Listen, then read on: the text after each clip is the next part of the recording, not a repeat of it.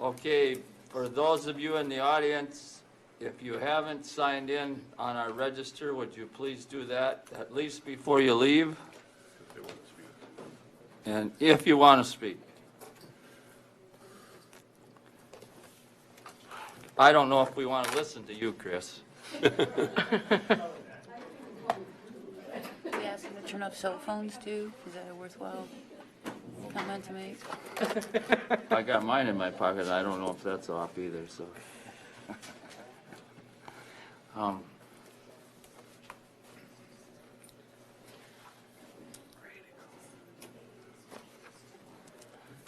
Open up book.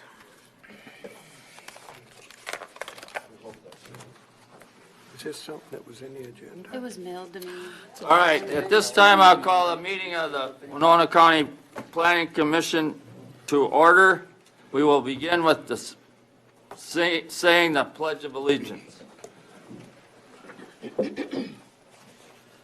Pledge allegiance to the flag of the United States of America and to the republic for which it stands, one nation, under God, indivisible, with liberty and justice for all.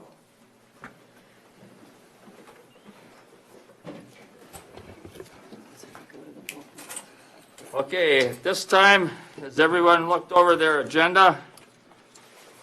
Move to approve. Second.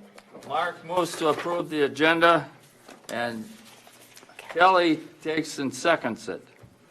Is there any discussion on this motion? If hearing none, all those in favor of approving the agenda as written, say aye. Aye. Opposed, nay. The agenda is passed. Okay, did everybody get a chance to look at the minutes? Is there any questions, comments, additions, subtractions? I move to approve. Steve Jacobs moves to approve the minutes. I second. Vince seconds it. Any discussion on the motion? Hearing none. All those in favor of approving the minutes as written, say aye. Aye. Opposed, nay. The minutes are passed.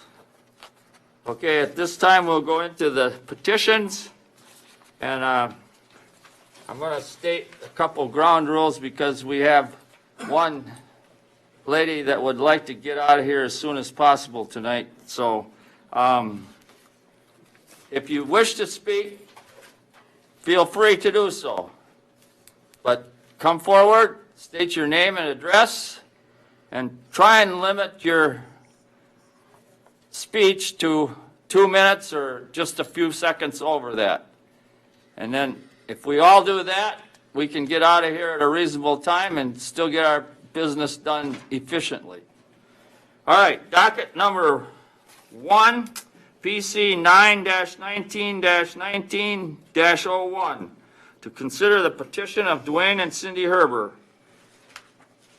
in regards to the following conditional use permit request. Who's from staff has got this one? I'll take it.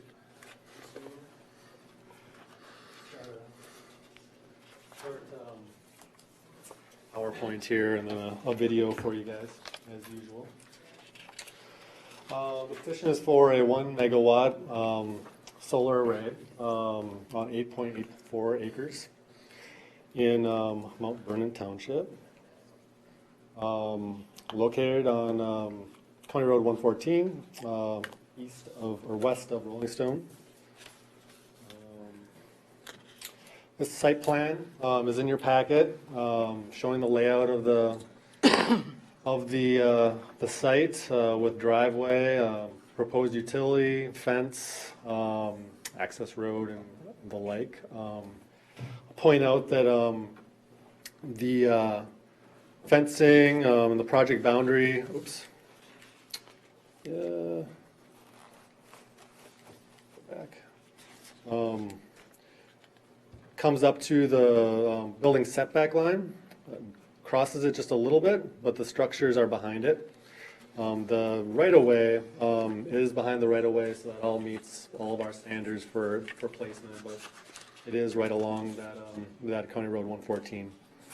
There's also a stormwater basin and berm along the backside that's incorporated into the site. And you can see just to the northeast and northwest, there's existing farm ponds as well that would catch water coming off the site as well. This is kind of a larger overview showing the neighborhood. The Herbers own the parcel in blue. They also own parcels to the south across the road. The petition stated that the garden, the solar garden, would power up to 225 homes annually. The site is located on Class 2 and Class 3 soils primarily on the farm. That makes up approximately 3% of the cultivated land on the farm, on the entire farm. For your information, they do propose perennial vegetation, pollinator friendly, as most of them have been underneath the solar array. The nearest neighbor would be, with dwelling, is about 1,300 feet to the northwest, this location. I also have on the map the steep slopes, bluffs located on the map so you can see where they are in relation to the site. The site's pretty flat for the most part. It's gently sloping to the north. And they do propose screening along the southern boundary along County Road 114. I also like to note in your packets today, there were a couple of comments that came in at the end of the day. One of them was from a neighbor, Nathan Gibbs, who was requesting, he owns this parcel right here that includes, I believe that they have, it's a dairy operation in this location. He had requested stray voltage testing and monitoring. So he had called, and that's, I think that email was on top of your packets. This shows the screening with eastern red cedar along the southern boundary and dogwood in front of that in a row. That would also require a plan to be submitted. This is what they're submitting at this time. And we would approve that as part of the development certificate if there were recommended changes to that. So, but at this time, what you have before you is this plan right here, essentially. And there's more detail in your packets in their application. We have a video. You want to hit that in? This is the view to the east. The Herbers live, I believe, right here. The feedlot is back here, and the site would be in this area, in this field here, where the corn is primarily. That's the view to the north. Pan back to the west. The building, the neighbors are back in this area.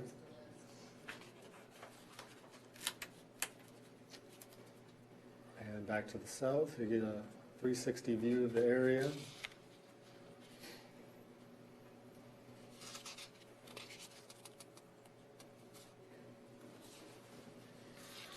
And again, the site would be right in this this part of the this cornfield here.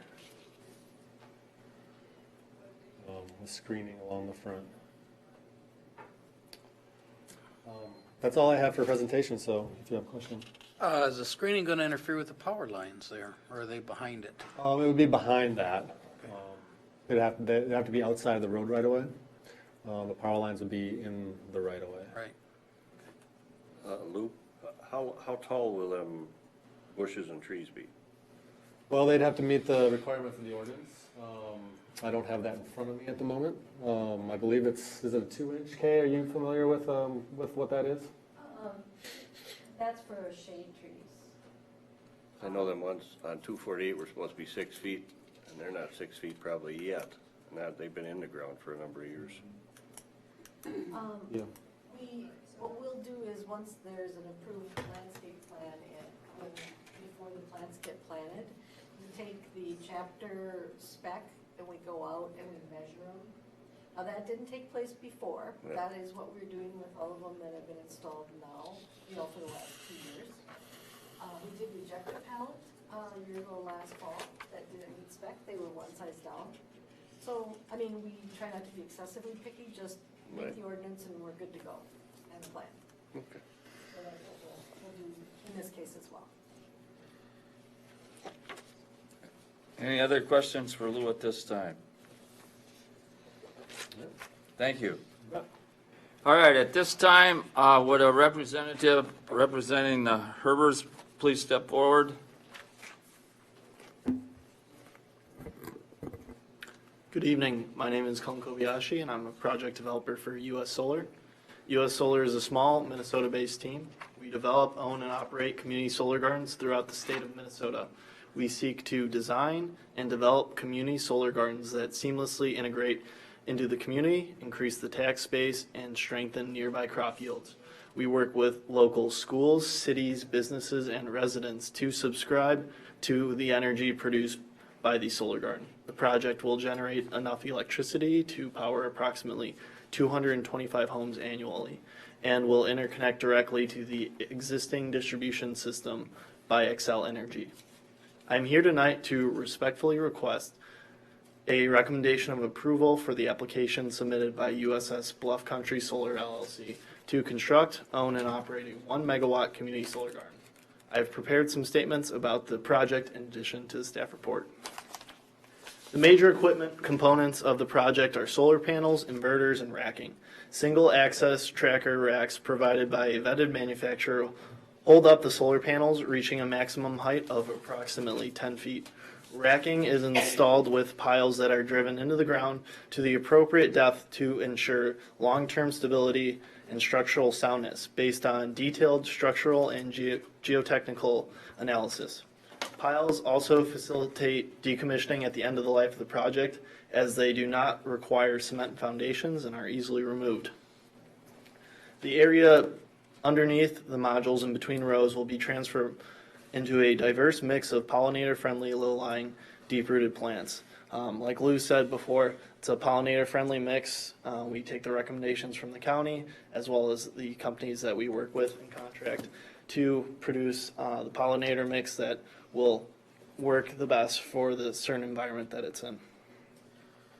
Approximately once per quarter, one vehicle with approximately 2 technicians will be sent out to perform routine maintenance on the site, in addition to any unplanned maintenance. During the first few years, one vehicle with approximately 2 vegetation maintenance personnel will visit the site a handful of times per year to ensure the health of the vegetation and landscaping. After the first 3 years, we expect roughly 4 visits to the site per year for regular preventative maintenance. The project will be fenced, locked, and remotely monitored. The proposed project, once operational, requires no daily traffic.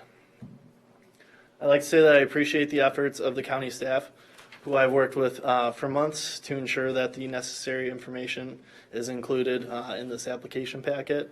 We had a few setbacks, and we wanted to make sure that we were presenting all the information to you at the time of the application, so we pushed back the hearing for this meeting several months. Having said that, USS Bluff Country Solar follows all setbacks and requirements set forth in the county's ordinance. All future work will go through the required channels for any additional permitting. This will include an approval of a stormwater and pollution prevention plan, development certificate, landscaping plan, driveway plan, decommissioning package, and all other requirements, regulations, and inspections. There are several areas that I would like to address from the staff report. First, the adverse appearance. While we do not agree on the analysis that the structure will have an adverse appearance for adjacent properties, we submitted a landscaping plan for the project. We plan to abide by the county standards and seek approval with the recommendations that they have for us for this plan before we move on to the commencement of construction. We believe that the screening, both proposed and existing, along with the distance buffer, will mitigate any perceived adverse effects of the project. Presence of sinkholes was another thing that was mentioned on the staff report, and this is one of the things that I was talking about that kind of postponed our meeting here tonight about this project. So we noticed a few things from our preliminary engineering and so forth, and we wanted to investigate that deeper. So between July and August of this year, Westwood Professional Services performed additional geotechnical studies because of limestone and karst features that were identified on the site. We wanted to assure ourselves that there are no present caves, sinkholes, or other geotechnical constraints that would prevent construction. The scope of work for this investigation included subsurface exploration, field and laboratory testing, engineering analysis, and preparation of this report. The geotechnical investigation has revealed no subsurface conditions that would preclude development of the proposed solar energy facility. Another thing that I wanted to address from the staff report and the recommended conditions was recommended condition number 9 of the staff report. This topic was not included in the list of noteworthy topics, so I wanted to make sure it was addressed here tonight. Stray voltage has struck fear in some due to the damage it can cause within a dairy operation. However, in our application and in previous applications ruled on by the Minnesota District Court of Appeals, it has been established that there is no evidence to suggest a relationship between voltage, stray voltage, and solar. Therefore, requiring a solar application to perform stray voltage testing as recommended in this condition would be unnecessary.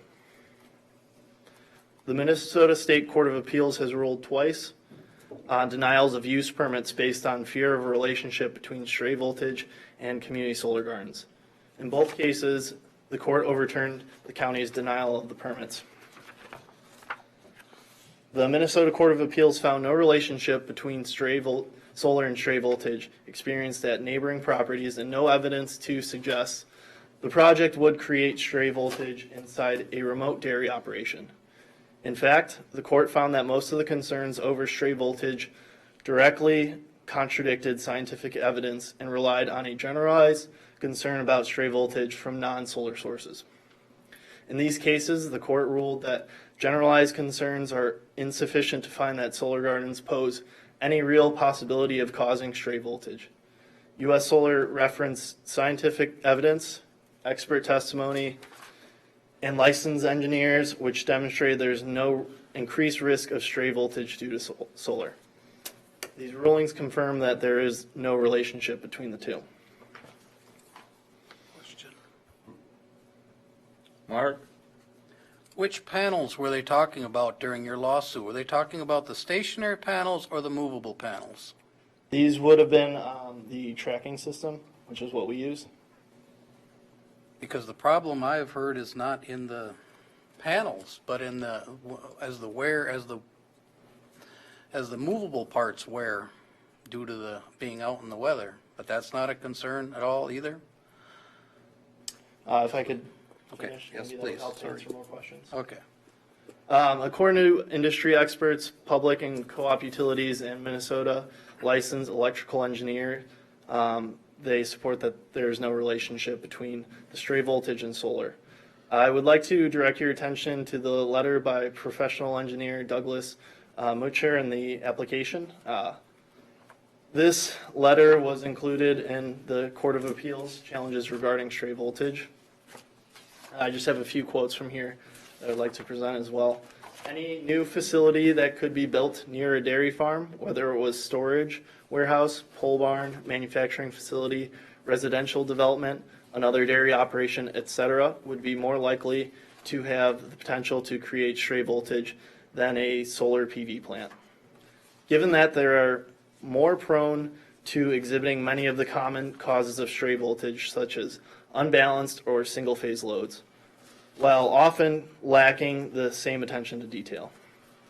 Given the fundamental nature of large-scale solar plant designs, the codes governing their design, and the credentials of many professionals engaged in their design, review, construction, and testing, it is the firm opinion of Westwood Professional Services that any concerns associating solar PV plants with increased risk of stray voltage are baseless.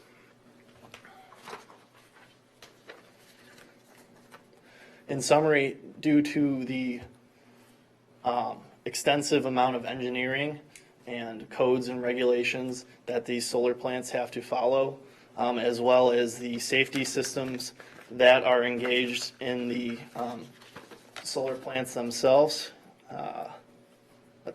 Here's another quote from here that would maybe help illustrate that. Even if a high voltage cable within the plant were to be cut during a digging operation, the plant protective equipment would detect the resulting fault and operate within less than approximately a half a second to interrupt the flow of fault current and isolate the plant from the utility system.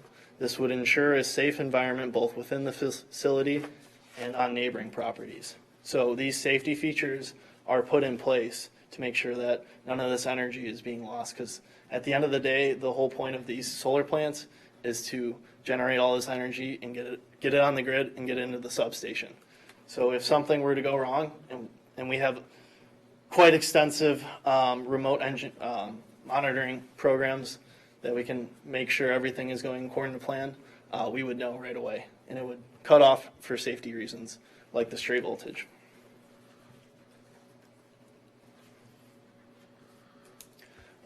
So we respectfully request the omission of recommended condition number 9 and a recommendation of approval for this application. I'm glad to help answer any other questions about the project or the community solar program as a whole, and would like to take questions at this time. Steve? In one of your first sentences, you said that solar array would enhance the crop yields of the surrounding area. How does it enhance the crop yields? So that would go with the pollinator-friendly habitat that's planted in between the rows and on the ground underneath the panels, and that, you know, would hope that with the pollinator-friendly habitat, it would bring in the pollinators and they would help with nearby cropland, as well as the attention to detail on the stormwater runoff and everything like that from the project. Facts, any proof that that's taken place in the past, that nearby fields yield better? Yeah, I believe I do have some numbers that I can pull up and send to you maybe at a later time, but off the top of my head, I can't think of those, but I can get back to you on that. Okay, I have a question. Could you explain to us simply and quickly how this process works? Now, you're representing the company that gets the permits, right? And then you sublet it to a company. You explain it to me. Okay, so US Solar is, we own, develop, and operate the community solar gardens. So Excel has a program, and they want energy through the community solar gardens so they can get their renewable energy credit, which is mandated by the state. So they made this program which allows us to make small 1 megawatt community solar gardens. Then we develop them, do all the permitting, all the costs and financing, finding those partners to get it built. And then once the project is operational and running, essentially all the energy ends up going to Excel, but they give bill credits back for the subscribers of the energy. And then we work off of that and have a subscription fee, if that makes sense. Yeah, but you actually build the solar garden too, or you? Yes, that's correct. Okay. Now, is that an industry-wide way of doing it, or is that just your way of doing it?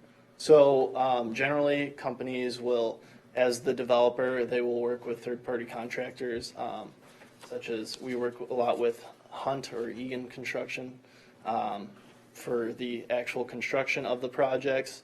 but the developers are in charge of kind of contracting that work out. And then a lot of times what the solar developer will do is essentially just sell off the project company to a bank or something like that.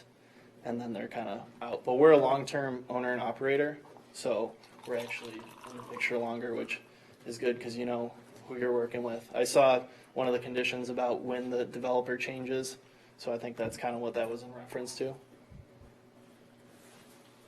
Vince? You were talking about condition number 9 with the stray voltage. About what would the cost be to monitor for stray voltage at a neighbor's farm if it were borne by you? That's another thing I would have to get back to you on.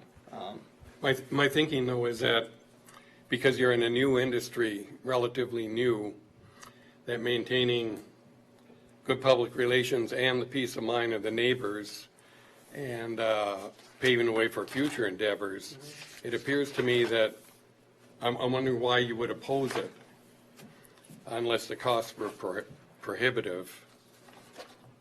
Well, you know, any increased cost, you know, it's not good for us. Obviously, we can have some of these increased costs that go with the project. We build that in with the financing, everything like that. It includes usually like landscape screening is a good example of things where, okay, we'll do the landscape screening, maybe increase it for that increased better state of mind from the public, like you were saying.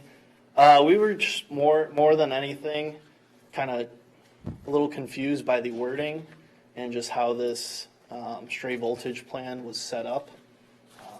It seems like at any time during the entire 25-year project that we would be subjected to, we have to go do another round of stray voltage testing. So I think maybe if we could work on a compromise here where we agree at the start of the project to do stray voltage testing and maybe a few times during the life of the project, that would be sufficient for both parties and the community as a whole.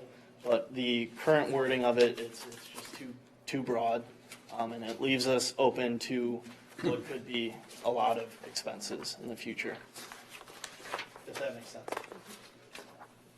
I just want to balance it. If you have neighbors that are concerned, I think we would want their concerns to be Yes, and attended to. so as I'm standing up here today, I was just handed the notice of the stray voltage concern as I walked in the room after a 3-hour drive to get here. So I will say, I wasn't really prepared for this, and maybe we would have had a different preparation had we known the actual concerns from a direct neighbor. But this is why we're here, to have this discussion and, have a compromise on what this recommended condition actually means and where we go forth from here. Lynn? I have a couple questions. US Solar, Bluff Country Solar, that's the name of the LLC? Yeah, the LLC is USS. Okay, how long have they been in business?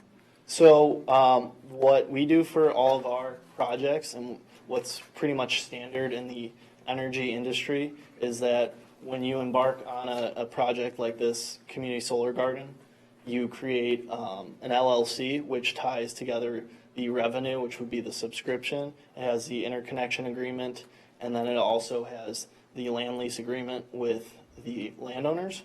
So the reason behind that is if something were to happen with US Solar in the future that would not harm the project whatsoever, we could go under, this project has all the revenue, it's got the agreement to operate through Excel, the permit to be operating through the county, and the lease is with the company as well. We had mentioned earlier something about developers and how they change. I was just curious how long you guys have been doing this. Yeah, so as you know, the solar industry as a whole is not very new, but we've been here in Minnesota for about 4 years. Okay. 4 years now. So you're based out of the cities? Are you based out of the cities? Yeah, we're in Minneapolis, Okay. right by Target Center. Okay. There is a pretty good description, and I've worked with other solar companies, more local ones, on page 55 that talks about the stray voltage and how it seems to be a bigger problem with people who do their own wiring. Right. And that the solar systems are regulated and monitored, and that's probably computer-based, like remote. So that is a really good idea to have some kind of annual, biannual testing in local, a larger area of residents as a control factor alone. I mean, it would help your statistical kind of integrity too, to say, okay, this is what we're doing and this is what's happening, in the area. But I understand that there's really no regulation or system at this point for that. But it shouldn't be too expensive if you have to come here too. It sounds like from your proposal that there will be visits to the area as well. But yeah, I agree that that's really important for, public image, confidence, trust, and what's going on. And since it is kind of a new industry, it would kind of make you guys leaders. And then I didn't catch your name. It sounded like Hung was your first name? Cullen. Colin. Cullen, yeah. And your last name? Kobayashi. Kobayashi. K-O? K-O-B. E? A-Y. A-Y? A-S-H-I. A-S-H-I. I have some cards I can hand out too if that. Okay, thank you. Any other questions?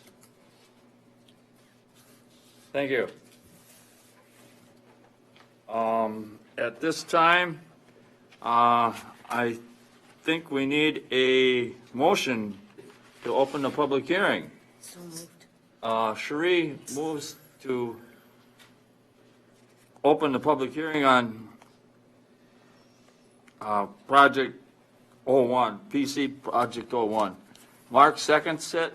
Any discussion on the motion to open the public hearing? Hearing none. All those in favor of opening the public hearing for PC 9-19-19-01, say aye. Aye. Opposed, nay. The public hearing is now open. As I stated before, anyone wishing to speak for or against this project, please step forward, state your name and address, and say your piece.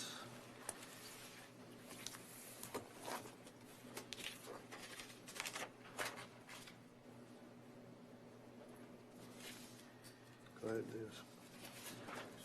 Okay, for the second time, anyone wishing to speak for or against this conditional use permit application, step forward, state your name and address, and speak your piece.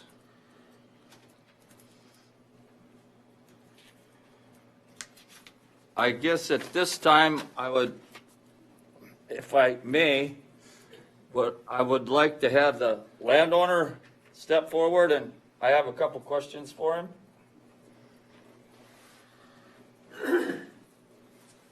I'm Dwayne Herbert, owner of the property. State your address. 114, County Road 114, 20444, County Road 114, Rolling Stone. Okay, thank you. My question is this land currently leased or rented out? Yeah, it is rented out to Nathan Gibbs, the people that run the dairy. And is this a multi-year lease? It's over this year. It's over this year, Yeah. okay? Is there any other questions for Mark? Why do you need to put it out in the middle of your best land? Why can't you push it back into the pasture? Well, we suggested that, like closer to the west and farther to the north, but I don't know, for some reason they weren't interested in that property.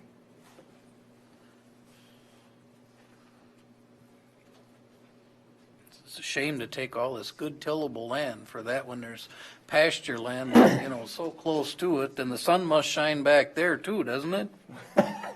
Yeah, I would think, but, it's one of them things where it's producing power like corn would for ethanol, only this stuff harvests and delivers itself without any carbon or exhausts and things like that. It's green energy.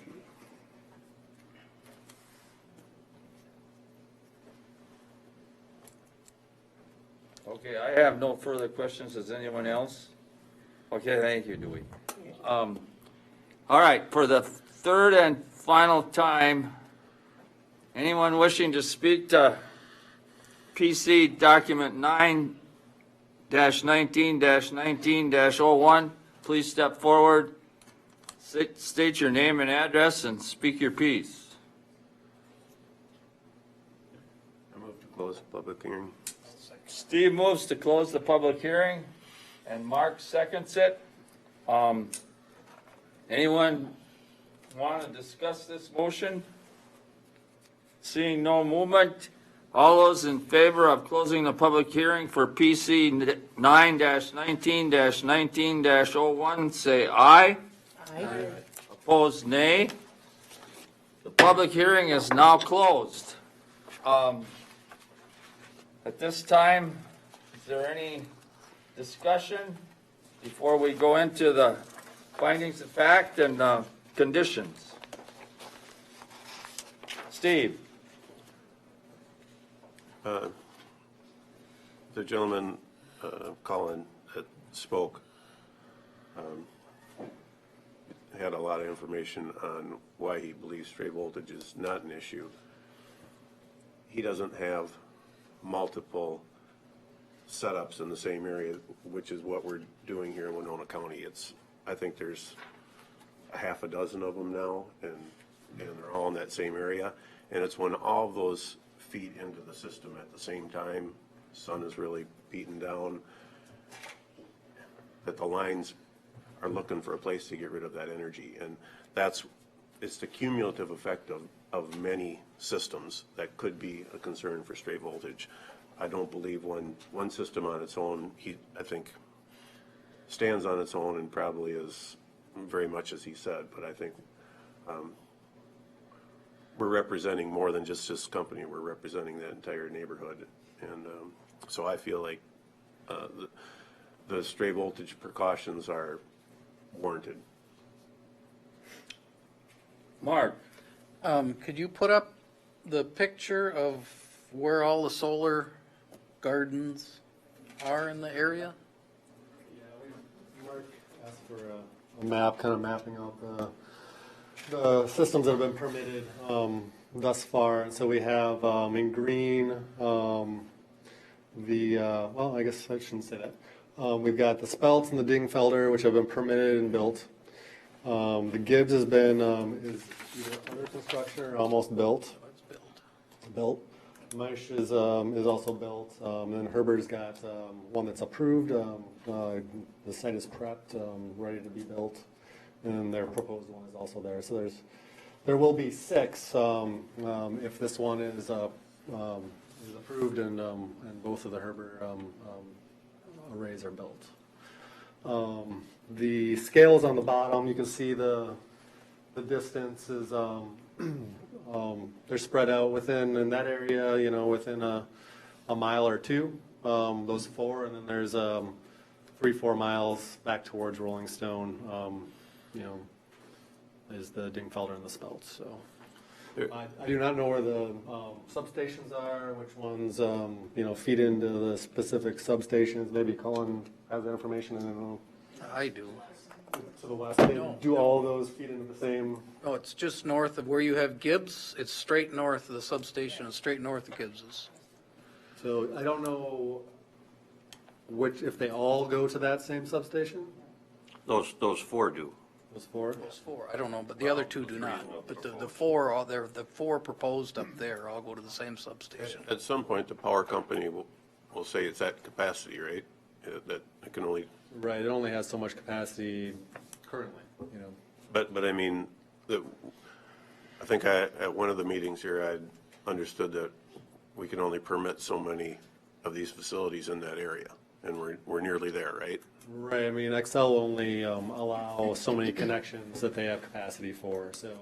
And I can't remember if it was 6 in this area, if there was, or if it was 10 megawatts. There was a limited, amount off the substation that you could connect to. I don't remember exactly what that was. It's probably in the interconnection agreement, if we looked up. I want to support the petition, but I want to keep the precautions in place on the stray voltage.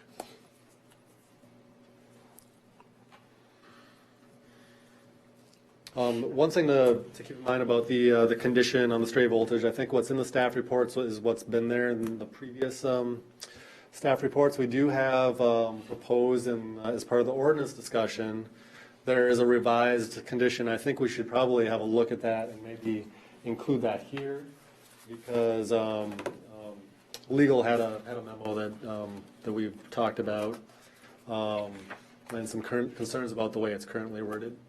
And so I think, I don't know if Stephanie, you'd like to speak on that?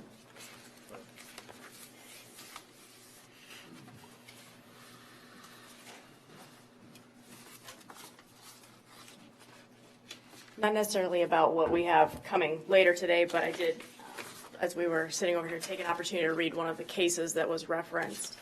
And I just wanted to clarify, in the one, in re in order finding certain facts and ordering the denial of a conditional use permit that was released earlier this year. It was an unpublished decision by the Court of Appeals in March of 2019. What the court actually found, they did in fact reverse the decision to deny the conditional use permit, but the finding was, I guess, slightly different from the way I heard it presented just a moment ago. What the court held there is that U.S. Solar had met its burden of demonstrating that the county's reasons for denying the application had no factual basis in the record, and they based that on expert testimony that was presented by U.S. Solar, and that there was nothing in the record to refute that. So they said that that was sufficient to overturn it. But they also said that U.S. Solar had met its burden to propose conditions that would mitigate any potential concerns arising out of the solar garden. And what was noted in that case law is that U.S. Solar had agreed to pay to test nearby farms for stray voltage before, during, and after construction of the solar garden, and to pay to mitigate any stray voltage coming from that solar garden, also being willing to create an electrical reliability fund to alleviate neighbors' concerns about stray voltage. So what is being proposed is not necessarily against the case law that's out there. Thank you. Thank you. Arlie, do you have any concerns or questions or comments? Not really, I guess. One of them is, we try to keep our farmland productive, and when there's the opportunity to put these solar gardens elsewhere and still be productive for them, I don't understand why it can't be done.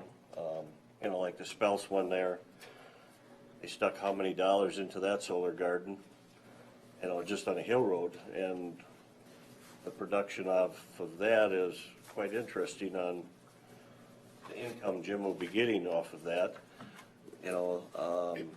I guess I don't have any problem. I'm all for solar. I guess I'd like to see them some places where they don't have to take cropland out if possible.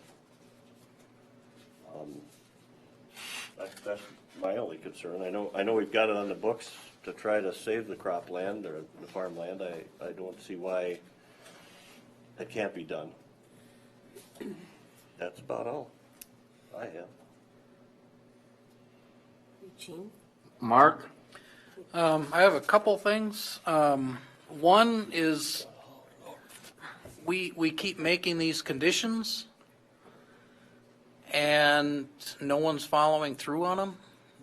Case in point, there's 2 of them now, and I don't know if they're producing power or not. Both the Speltz one there and the Gibbs one, I think, are online. I don't know how you know if they are or not. And according to their conditions, within 30 days, they're supposed to do, prior to construction and 30 days following the commission of the project, but it doesn't say how long after. So if they're already producing power, shouldn't they be at your place within a month or 2 or 3 or 4 or whatever, checking for stray voltage? And I talked to a farmer right next to that Speltz one, that's been on for months. And I asked him if they were producing power, and he said he didn't think so because he said they haven't been checked for stray voltage yet. And I know on our farm, and we live right next to the Gibbs one, we haven't been checked at all. I mean, they checked us prior to it, but they have not, like they're online, and they hooked it up 2 months ago at least to the power pole, so I'm assuming it's making power? Would the county staff, are you aware of when they actually go online? No, we haven't heard that they have yet.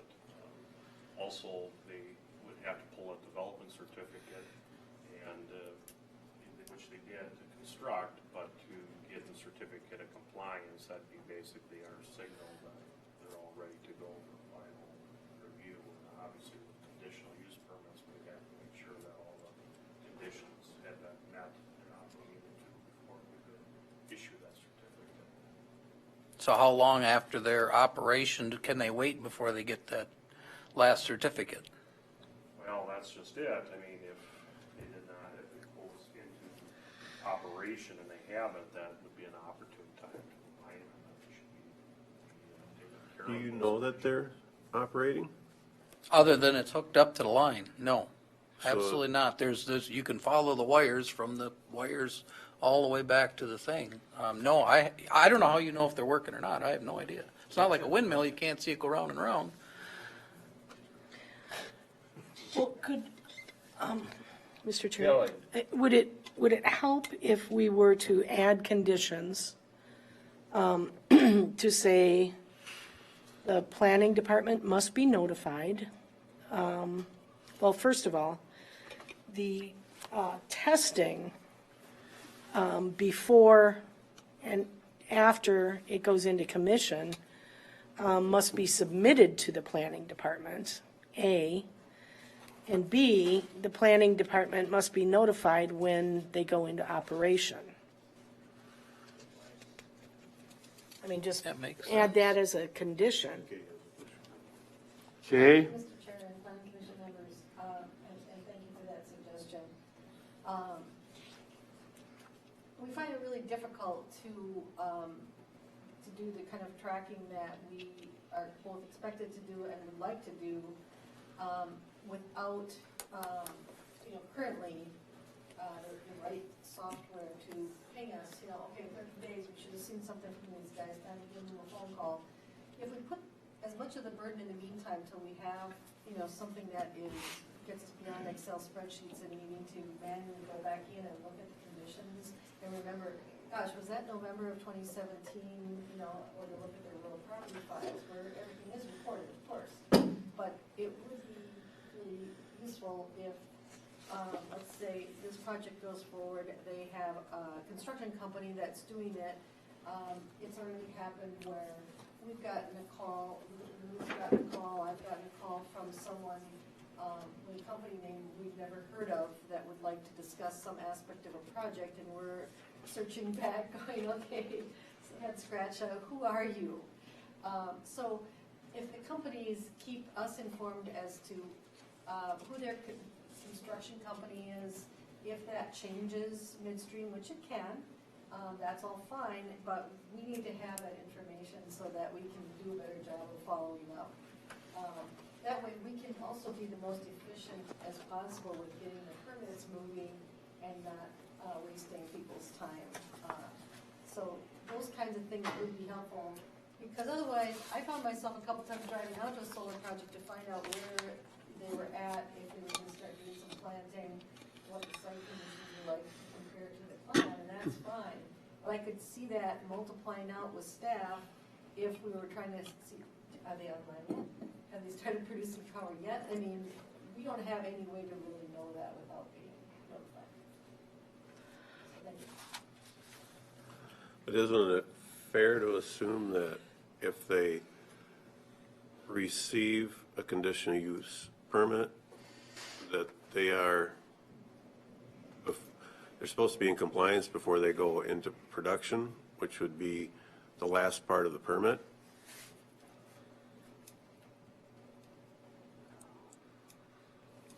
There's a number of conditions that are taken care of. You know, some of it we have at point of the conditional use permit, some of it we get with the development certificate, still being proposed or it's being completed at that point. And then some of it's actually done after it's constructed. So we've already issued the development certificate, and there might still be a couple of conditions that need to be done after it goes live, like the straight voltage testing. That would still need to be done after it's connected. And the only thing that we have left at that point to do is issue the certificate of compliance, which is part 2 of the development certificate. But we rely on them to notify us when it's time to do that, and when they have that information available.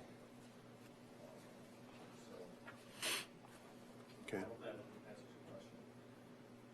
All right, so Mr. Chair, Yeah. I guess based on what everybody's been saying, I'd like to suggest 3 additional conditions. Can you wait until we get to that part of the discussion? Oh, sure. I guess, Colin, is that your first name? I would like to ask you, was it ever a consideration of your company to not put this right along the road? And how strong do we have to oppose it to get you to change your mind? Well, the reason why these projects, we want to have them as close to the road as possible is they connect to the 3-phase distribution lines that run along the road. This makes sure that not only can Excel get in there and they can just go right there, make sure the system's connecting well, and everything's running okay. It's also, safe for us to get there. It's right there.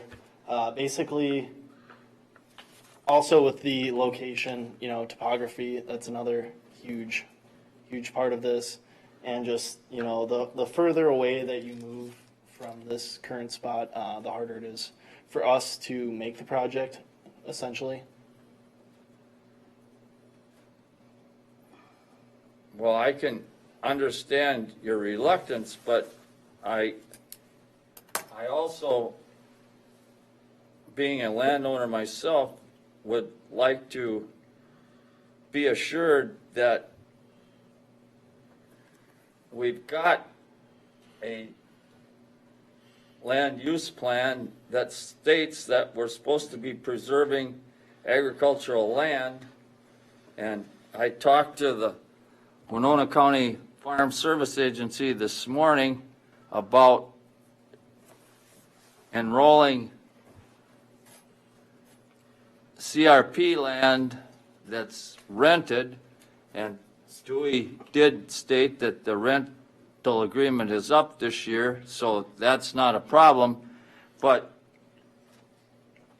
the Farm Service Agency, or the government in this case, has got a requirement that if you're renting out your land on a long-term lease, that you have to get a signed agreement from the renter before you can take and put this land in CRP, because it's going to be tied up for 10 years. Now, you're talking 30 years, and that's a long time. Now, we can sit here and discuss all night whether in 30 years it's going to be suitable for agriculture or not again, but as soon as you start putting in the foundations for these solar panels, it isn't going to be corn or beans or pasture. And as a farmer in Winona County, I'm kind of adverse to that. Cherie. Okay, I don't necessarily have a question for you. I just have a couple comments. One, if these solar gardens where the diagram that Arlie brought, setting it so far back, then you have at the very least a field road that, the access is a problem. The hookup part is a problem. you would be taking cropland out to make a road to go back there that has to be accessed at least quarterly. And then Mr. Herber made a comment, and it's something that I've been thinking about lately, is that right now I think that property is in corn. Maybe that corn's being sold to make ethanol, which produces energy. If the landowner then leases it to become a solar garden, it continues making energy. It helps. On page 43, the solar developer talks about local economic impact. On the information that was presented last week about taxes, taxes go up on it as it's not taxed as ag land anymore. So there's economic benefit. The landowner benefits because, he's leased this land. The people who buy into the solar garden benefit because their energy bills are reduced. And the larger community benefits because renewable energy is being put into the system. So this land is producing. What I've been thinking is, this is kind of a new thing in the world, and we have to think about it in a new way. And it's pretty easy to get caught in kind of the old, I don't know what you should even call it, the old box, to be afraid of the stray voltage, even though, there's a lot of engineering here. I tend to think it probably isn't as big an issue as we think it is, but it's new, so it's kind of scary. So I'm trying to make the point that I'm not sure that the prime land argument is as real and as important as maybe some people feel it is, because this land will still be producing in a variety of ways, and it's not being damaged in any way. It probably is, I'm sure it's benefiting by going out of production. So those are the things I've been thinking about a variety of conversations we've been having about solar garden over the last while. Thank you. I guess I would make a comment at this point that I would think that if we put it in this pasture or non-tillable land, if it's feasible, that would be a bigger win-win, because then we could grow corn on the same spot we've been growing corn, and we could get some energy off of this pasture land that's basically has no value at all. And if you want to make the point about raising taxes, I bet that if you put a solar garden on pasture land, it would be a whole lot bigger increase in the tax burden than putting it in a cornfield. I rest my case. Go ahead. So if, to make comments about the location again, so if you notice, they're all, by the roads, for the most part. I think that the Speltz one, is that a much larger, project? I'm assuming. 25 acres. 5 megawatts. Okay, so at the beginning of the community solar program, by Excel, they allowed you to make larger projects up to 5 megawatts. The thing about larger projects is, there's more room because you have so much more production, you're making so much more revenue. You can maybe push the project a little bit further back and still have it feasible. What we're looking at here is, if the further and further we push it back, it's an increased cost to the project as a whole, which the further it gets back, I don't know if we're going to make it. You could get, even further back, and then it's like, well, this isn't really worth our time. So then it's kind of discouraging solar as a whole. So where I'm kind of coming from is that this project, when we applied, we're following the ordinance that has these setbacks. And since we are following the ordinance and the setbacks for the current solar ordinance, and I know you may amend it and change it in the future, but at the time of the application, we are following that, and it's you know, that should be the standard for approval and just kind of the criteria set for reviewing this project. Mark? For your information, the Gibbs one is all the way on the back of their farm. It's the length of a 160, all the way from the road. It doesn't connect to that road, It that does new not road? connect to the road it's next to, it's way above that. It connects to the There's a Highway steep 114. elevation difference between Yes. that green Gibbs dot and that road. They're connecting to the road to the north. Okay. So that is all the way across and way further than, you know, what his would be, just back a little bit. That's probably what, Mark, half a mile? Well, whatever a 160 is, isn't it a quarter mile? What's this, 160 is a quarter mile square, half mile? I don't remember. So they installed new power lines? Yep, yeah, they just put in poles and put in new lines. But it's just it's the same size. It's a one megawatt. And I'm not a developer for the Gibbs project. So I don't know the specifications or anything. I can't attest to that, but Okay. Any other questions for Cullen or anybody else? Or any more discussion amongst ourselves? Thank you, Cullen. Mark? I would like to make a comment to Sherry. Please get educated on stray voltage because you have absolutely no idea what it can do. When we had it at our farm, we had tumors in the cows the size of that water pitcher.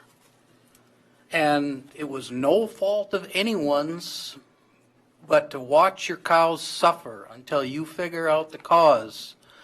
And there are multiple causes, and I really don't like you standing up there saying that you can't produce stray voltage because, believe me, anything can produce stray voltage. Anything. And I'm not worried about the solar panels as much as I am the access movers. But that's another story. But please get educated on stray voltage before you make light of it and the fact that we think there's nothing to it. Mark, just to speak up, I have actually, I'm not making light of it. I know that it can be a serious problem. I've read about it actually for decades. That this is not just a brand-new, off the top of my head thing. I do understand that. I guess Kelly? you know, there are a number of things that we've been talking about, and we do in the county value ag land. Excuse me. But I think many of the folks on this planning commission have also stated that people ought to be able to do what they want with their land. And if someone chooses to produce electricity with solar over corn, I think we ought to honor that choice. But I do think that we need to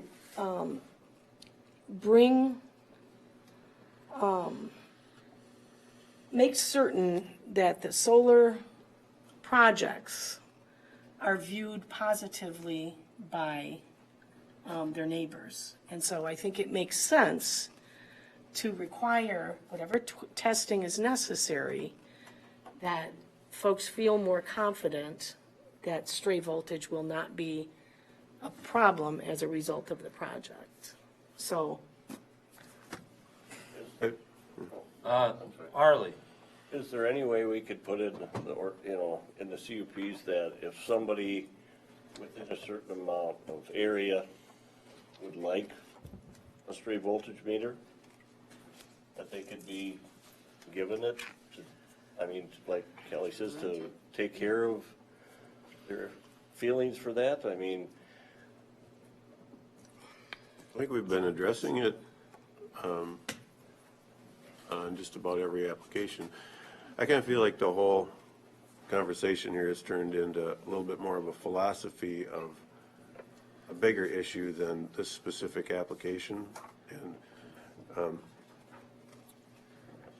I come in and want to build a house, I have a reason why I want to build it there, and it's my application. I don't know why they picked this spot. I don't think it's where I would want them to put it, but I feel like our job is just to yes or no it. And to put the conditions on. Conditions on it. Has a comment. Is it permissible, council? Is it permissible for Dewey to make a comment, or do we have to? You can Oh, ask. all right, Dewey. We'll let you go, Colin. Thank you, Mr. Chairman. I think part of the consideration of the spot that we're planning the array is because of the lay of the land. If they went into the pasture, it's hogbacks, and that's what all pasture is. It's just rougher ground. There's usually wooded ravines coming up that shade these hogbacks and stuff like that, and it's not feasible to put arrays in spots like that. And as far as the property or whatever, it's a temporary situation for 25 or 30 years. And for the actual situation for the land, it's actually better for it than if it was in corner beans. There's less erosion, there's plant growth, it's just like a hayfield virtually. And it holds the ground, like he said, it's actually better for the soil over the long run. It gives it an opportunity to build the topsoil up instead of breaking it down. And like I say, it's a temporary thing of 25 or 30 years. If people were to build a house there or something, then that's more like permanent situation. And that's pretty much all I had to say. Thank you. All right, let's get into the conditions here, and we've already gone through 1 hour, so. Findings of fact.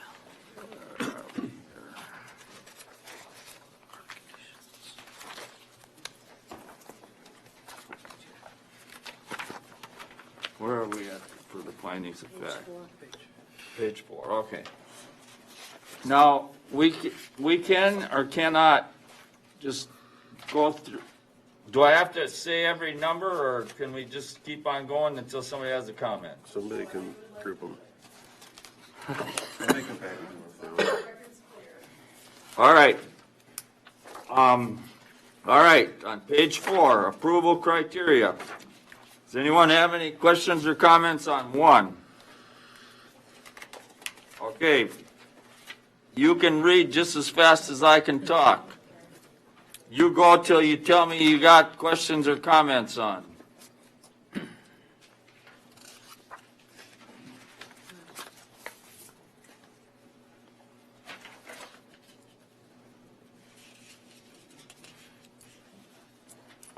You want me to say the numbers? Okay. Are you going on the findings of fact? Yes. He's on recommendation. Page 18? Okay, all right. All right. Mark? I have a comment and short memory here. One thing I want to see in here is the fact that they have their own fire number. When they start this proposal thing, I suppose I could be in the whatever, but I want them to have their own fire number. Because being right next door to the one, I bet you 50 trucks drove in my yard, and we have a barnyard access right next to where they put the solar road. And I bet you we've had 50 trucks in our yard in the past year wandering around trying to find this solar array. Because you can't see it from the road, it's over. And I saw Dewey did that on this other one, and that's the best thing ever, if they can put a fire number there and make sure that everyone knows that's the address. Okay. Lou, can that get an address? All right. All right, now, so I've been corrected. We're on page 18, findings of fact, number 1. Number 2. Number 3. Number 4. Number 5. Number 6. Number 7, and number 8. All right, let's go on to the conditions. Number 1.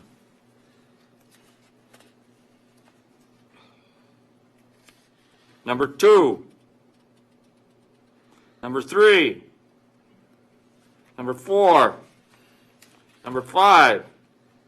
Number 6. Number 7. Number 8. Number 9. I think we need to look at the wording on number 9, if that's all right, Mr. Chair. Number 9. Yeah. We're talking about number 9 now on the conditions for Actually, this permit. Number 7 as well, when we were talking about not getting any feedback when they go online at the development certificate level, maybe if we get some words in there. Okay, we'll go back to 7 then.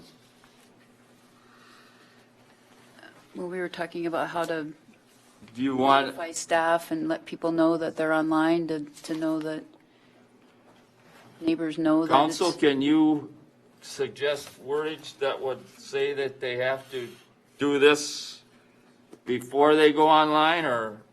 What timelines would you want for what actions?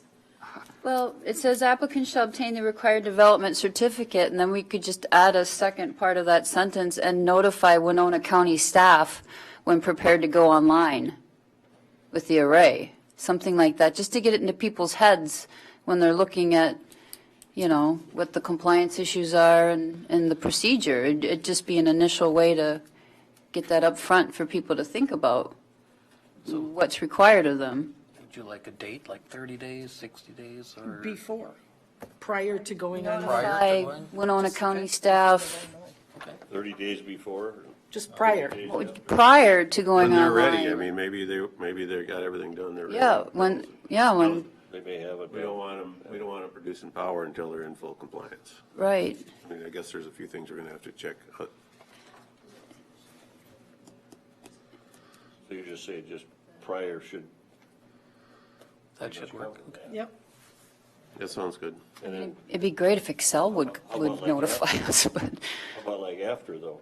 well, no, they were saying that part of the development certificate is that they're supposed to notify us when they go online. So if we put it in here, prior or when ready to go online, it might just help the people that are doing the project and, to think about it. Do you want to make that a motion? I would suggest maybe creating a new condition, just to clarify that. The It's not a development certificate, yeah, I think the timing on it would be, there'd be a different time frame for that notification of the development certificate. So if you create a new condition, I think it'd be. That's the one they get at the end. Condition 16, just use your language. Add it at the last one. Okay. Do you have a comment? Yeah, can I also just make note that, the time we get our construction permit, the development certificate, and when we actually go online, there's a big gap between that, because there's the whole construction, and then there's quite a few series of testing that goes through Excel Energy, and Excel, can push back a test for any number of reasons. So we could give notification prior to going online, but there's not like a set time from when we get the development certificate to when we know it's going to go online. There's quite a few moving parts there. Okay. We'll do an additional one at the end then. So, what, We'll go ahead with Mark? number. What is the one they get at the end? Is it a completion? Okay, sir, that's where we need it, before the certificates of compliance, correct? But are they timely with that? It sounded like there's really no control knowing. Not issued a certificate of compliance for even the ones on the east end of the county. I think the problem with the certificate of compliance is that there's not the teeth in it that there is the development certificate. It's like, you're not going to get your CUP, you're not going to get your development certificate until all these conditions are met. Now you got to go ahead, and the certificate of compliance is just after the fact, like, oh, they didn't come in for it. So. I think the conditional use permit probably is the hierarchy of everything that's issued. If the conditions are, the whole project could be jeopardized if you're not complying with So, yeah, so your language is good. I mean, So if I could suggest a couple things. A certificate of compliance must be obtained before going online. Would include meeting that condition as far as the test. Right. So that's an additional, that's No, it's a condition. additional condition number one. Certificate of compliance must be obtained before going online. Additional condition number two, the planning department must be given contacts for a construction company and must be notified if those contact names, addresses, phone numbers should change. I'm sorry. Updated, okay, thank you. Yep. So what do you think of, for the first condition that you indicated, the petitioner shall notify Winona County prior to solar array going online and request the required certificate of compliance? Does that cover it? Yep. I'd replace the word request with obtain. Yeah. Because They must we're obtain no- the certificate of compliance the county before they has- go online, is the county has point the here. authority Whether we're gonna, they have to be in compliance before they're gonna Right. get it. Yep, that works. Okay, so that one, go ahead. And then the second one, the existing condition that we have that addresses that is. That covers that, yep. Is number 15, the property Okay. owner must provide updated project contacts to the Winona County Planning and Environmental Services Department within 30 days of any change in the project developer or project management company. Okay. And then another additional one. Planning department, and I think this would cover maybe any changes to number 9. Just put an additional condition that the planning department must be provided with results of all stray voltage testing. It doesn't address all the things that I want to Okay, address. then that's just an additional one I would suggest. Okay? Can you repeat that, Maybe it could please? just be tacked on to 9. Planning department must be provided with results of all stray voltage testing. That seems reasonable. That's all I had. Okay, on number 9, in looking back on some of the draft languages as we've been going through the solar ordinance and looking at possible changes, there's a sentence in the middle here. If a budding property shows stray voltage emitting from a source different than the solar array, the neighboring property owner will be responsible for reimbursing the applicant, developer, for the cost of the testing and is solely liable or responsible for the voltage correction. I'm not sure, I mean, that seems reasonable to me. I don't know if that really belongs in here, so I question that. And then, testing shall be done prior to construction, at the time of commissioning, and then this says, and periodically. I think there's got to be something a little more defined, that maybe a 1 year, and 1 year after, and then that's that. I mean, it just can't be for the whole life of the project. That seems unreasonable and too big a hurdle to put on anyone. Mark, are you agreeable with that? No, as the switches and motors and controls are all out in the weather, probably your biggest chance of stray voltage will come in year 10 to 15 or something like that, because you've got, I mean, if you read everything they sent us, a lot of problems, even on-farm stray voltage, is the fact that it's old wiring. It gets old after 10, 15 years. So for you saying that, we should do it for a couple of years and then call it good, that's hardly, I mean, on our farm, we test everything at least every other year. Yeah, I'm not saying it has to be 1 year. I'm just saying periodically is not a correct word Right. to apply here. But I definitely would not say to shut them off after a couple of years, because I think some of the problems will be coming in year 10, 15, 20, So- when all these things start to age and all of their, these sealed things that are so well engineered and everything are out in the weather for 20 years, you can have some leakage and some issues.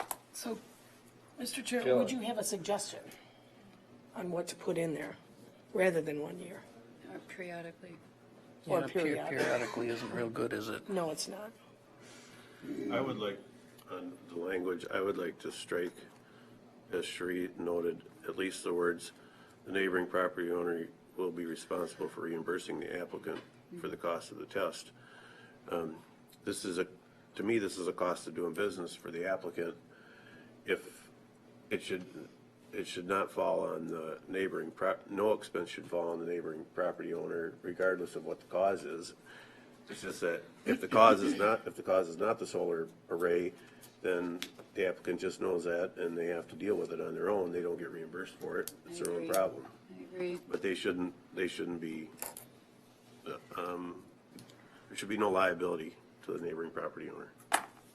Didn't we just recently change that on another application? We've addressed issues like that previously, yes. And so what did we say? That binding, we can't necessarily bind the neighboring property in a condition for this property.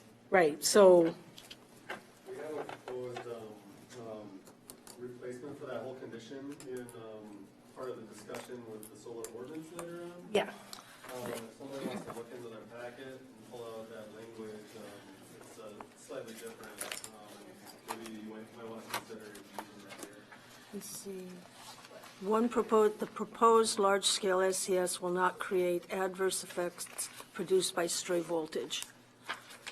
So the language that I'm seeing, if I'm reading from the right version, says applicants shall arrange for testing for stray voltage at the facility and any abutting properties prior to construction to determine a baseline for liability purposes.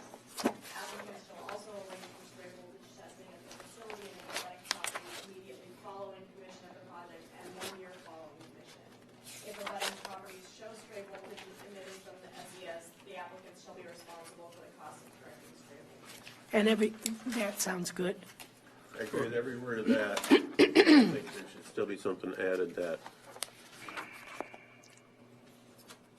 still doesn't end the liability of the facility. If stray voltage is detected at any point from there forward, the applicant or the facility is still responsible.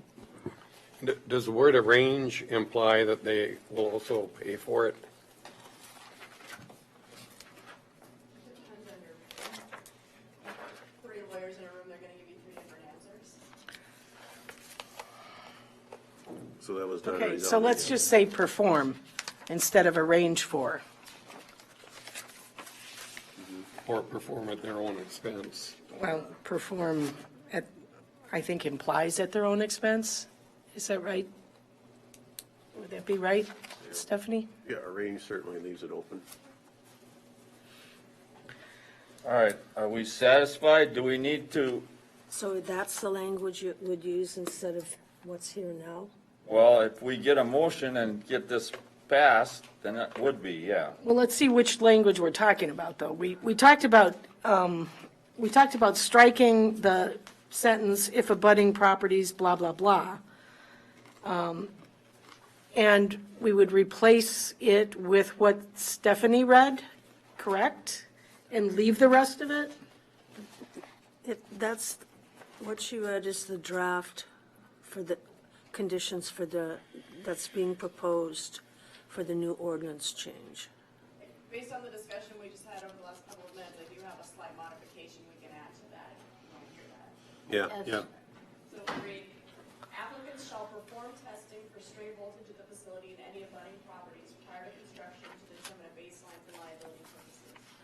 Applicants shall also perform stray voltage testing at the facility and any abutting properties immediately following commissioning of the project and 1 year following commissioning.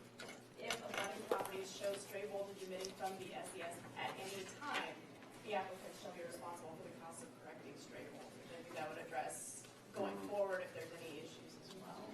That's nice, Mark. Yeah, I agree, I like that. Now, will somebody make that a motion? So move. Yeah. Can we tack on, and planning shall have get the results? Oh, yes, planning must be notified of stray voltage test reports. And certification All right, compliance. Cherie, you make the motion. So you want to add a copy of all results shall be provided to the Winona County Planning and Environmental Services Department? Yes, please. Yes. Yes. I make that motion. Now, Lynn, do you want to second I'll that? second it. Okay, May I just ask Yeah. a question about it? Were you also adding certification of compliance must be completed or obtained prior to? That's a different condition. Yeah. That's a gonna different be condition. Oh, okay, Longer. sorry. all right, now is everybody clear as mud here? Fine. First off, do we have any more discussion on this motion? On 9? Is it still going to stay periodically at the end, or what, when does it? No, no, no. Every year, okay, Stephanie annually? said- She said annually? No, It's new 1 year. language. No, That's the question is, I know there's been discussion about how long that should go on. The way it currently reading, the way it was in the previous language was What was periodically? following commissioning, 1 year following, well, baseline commissioning and 1 year following commissioning. Does there need to be ongoing beyond that? But your last sentence on that motion, The last sentence is basically if it's discovered later. If but it's determined not on the later. Applicant to do testing after that 1 year mark.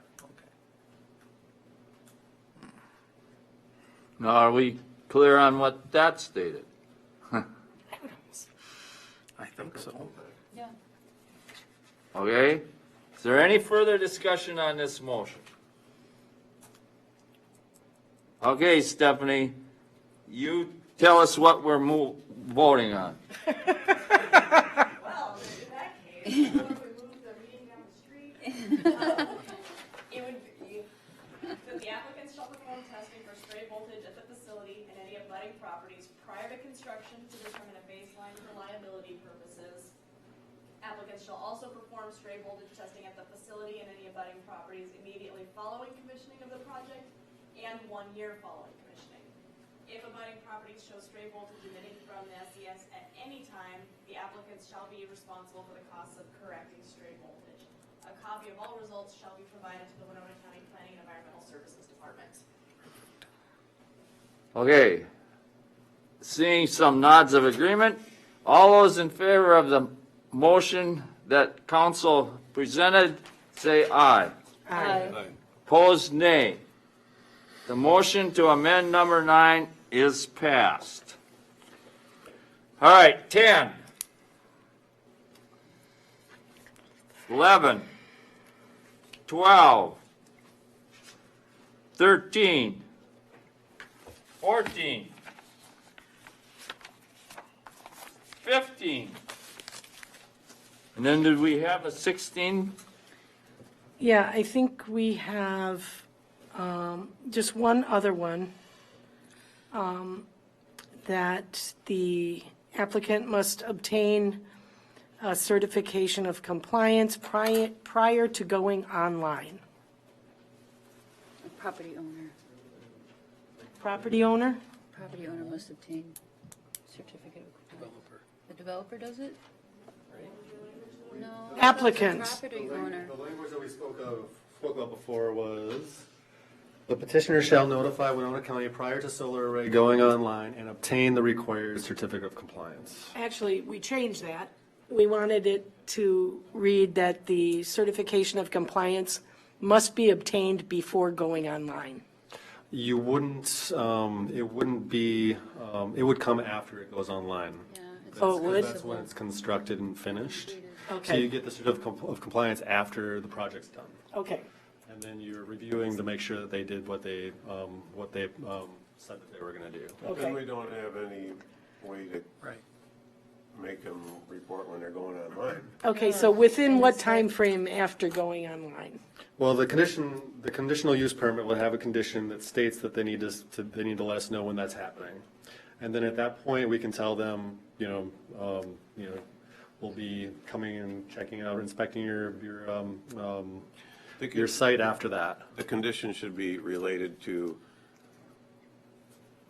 when they go online, not the certificate of compliance. The certificate of compliance is the planning departments, they're going to determine when they give them a certificate of compliance. What we're saying is we don't want them going online.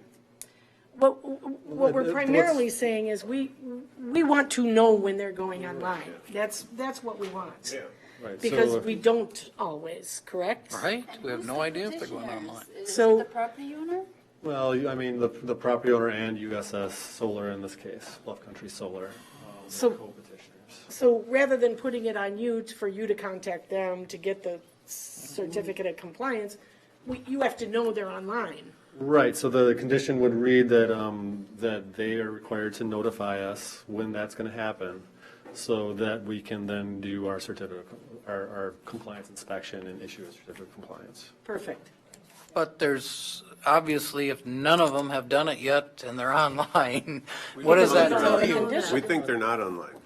You don't think they're online yet? I think that's what the planning department was. US Solar would know. I think that the condition would remind the petitioner that that needs to be done. Can you repeat the language, please, Lou? The petitioner shall notify Winona County prior to solar array going online and obtain the required certificate of compliance. I like that. Okay. That's 16, right? And then 16, yes. Mark made the point of having a fire number for this. So that would be 17?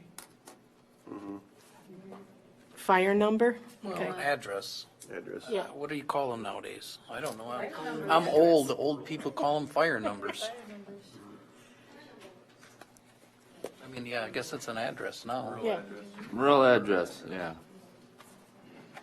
And it should be in the computer. All you gotta do is ask the computer what it's supposed to be. No mailbox. No. Okay, so And they did on their other one. It works good. were we adding those 16 and 17. 16 and 17? Yeah. Do we have to have a motion to add them? Yep. Okay. As long as everybody's in agreement with consensus, it's fine. So I will make the motion that we adopt the findings as proposed by staff, and add the conditions that we have discussed. 16 and And it 17. changes the Changes to reworded Changes to number 9. 9. And changes to add the, Revised 9 and the addition of 16 and 17. that's exactly what I meant to say. Thank you. All right, do we have a second? Yeah. Or Lou, or are you gonna? I was just making sure everybody's clear as to what that last condition stated. And in general, it's just they need an address request form. Yes. Yep. Okay, do we have a second? Arlie will second it. All right, is there any further discussion on this whole rigmarole? Just to verify, that was a motion to recommend approval, correct? Yes. Okay, it has been moved to accept the findings of fact and the conditions as added and amended, and recommend approval of this CUP application.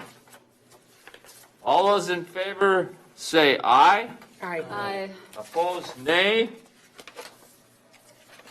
It has been recommended that to the Winona County Commissioners that we recommend approval of this CUP permit. Now, Dewey, you understand that that's another day and another ordeal. He's been down this road before. Yeah, but you've been down this road before, and you'll have to ask staff when it's gonna be. 'Cause I don't know, and I'm not gonna find out. All right, next one.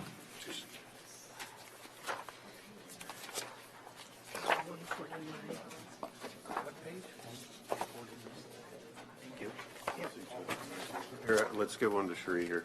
Oh, yep.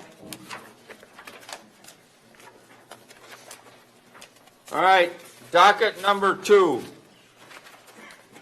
Who on staff is supposed to be, all right.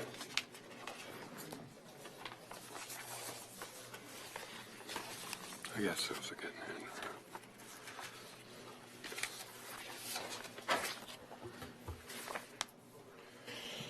Okay, 919-19-2 is a request to allow a new kennel to be located within the Agricultural Resource Conservation District. This request is allowed as a conditional use permit pursuant to 10.4.614 within the conditional use permit selection of items in that district. Applicant is asking to seek a permit which would allow up to 75 adult dogs on this property. We've recommended 8 conditions be placed if approved. This is located in section 10 of Saratoga Township. The major county roads are 35, which come in from the east and then go north back up to I-90 in this direction. And this property is located off of Saratoga Township Road. This is Keller Drive. From this point all the way to their site would be a private drive. And the location would be right at that point. Eric, if I may interrupt, I get heads off that screen and I get your profile off of that screen. Is there any way we can move that thing so that we can see one or the other? Can Podium? you slide the podium a little bit is what he's asking, so he can see that screen? So am I blocking? Is that what you're saying? Yeah. See that one and he can't. Well then. You make a better door than a window. Yeah. There we go. Now, is that, I'll look over there. all right. All right, so You know, I don't mind looking at you, Kelly, but it's awful hard to see what's behind you. okay, well, here's a close-up of an aerial image that shows what the petitioners are proposing. There's an existing metal pole building. They wish to use a portion of that as well as put on an exterior addition onto that. We're looking at a couple of pictures. In this view, we are looking to the north. This is the south side of the existing building that they wish to renovate and build onto. We're standing on the east side, looking back at the west at this point.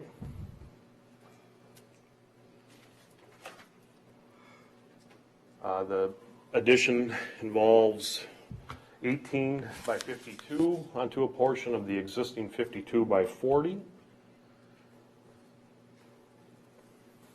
And we've got a couple of videos, and the audio is pretty bad, but it's a continual video. Now I'm standing on the east side looking west. Now I'm looking to the north.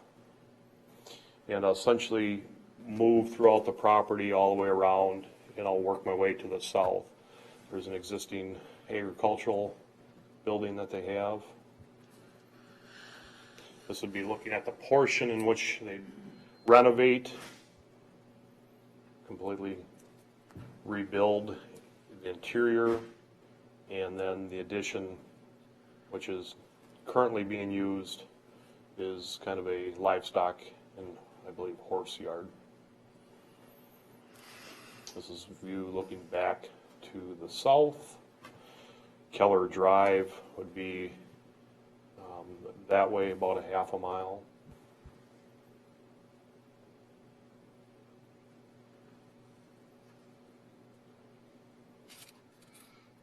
This would be walking towards the east.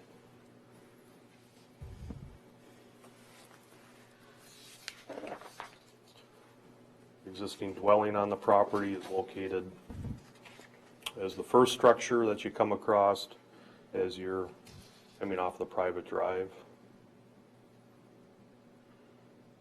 Just had too much coffee that day, huh? I just a little. We used to have the shoulder mounted ones where I could get pretty good stills, but.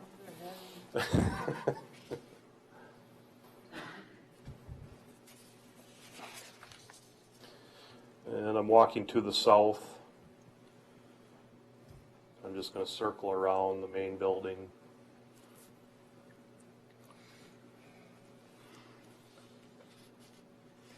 As I'm doing that, Saratoga Township did discuss it. My understanding that there was not an official vote on this, but they did, I believe one of the members did offer some comments that they're opposed to this application. And they are present tonight too, so they can add on to that. Looking now back along a private drive. The document that was just handed out as I got tonight essentially outlines the veterinarian protocol that the applicants have. As pointed out in the staff report, the applicant did receive a conditional use permit in 2015 for a similar operation in Utica Township along Sandstone.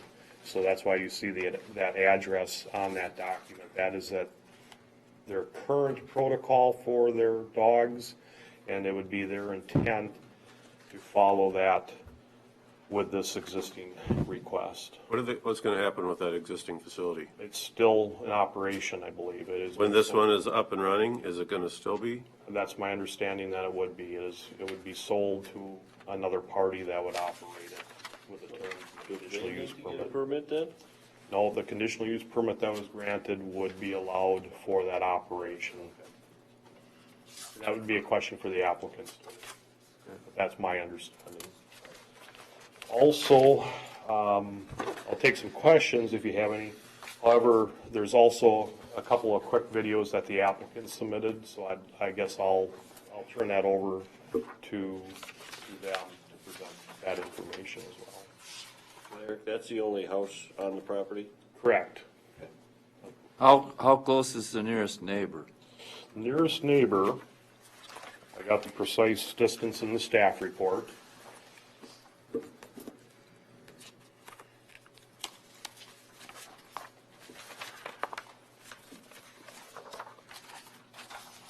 Probably read it. 900 feet to the neighboring dwelling to the northeast, which is Robert Gingrich. And then the residence at 13775 County Road 35. Well, that's Robert Gingrich's. It's 1,250 feet to the resident located to the southeast, Dave and Alma Yoder at 13570 Keller Drive. Okay, any other questions for Eric? Thank you. All right, at this time, would the applicant like to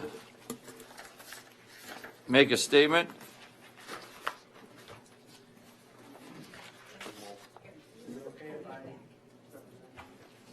Yeah, I guess so. That's no problem. Yeah, you can have a representative. We just got done with one of them, so.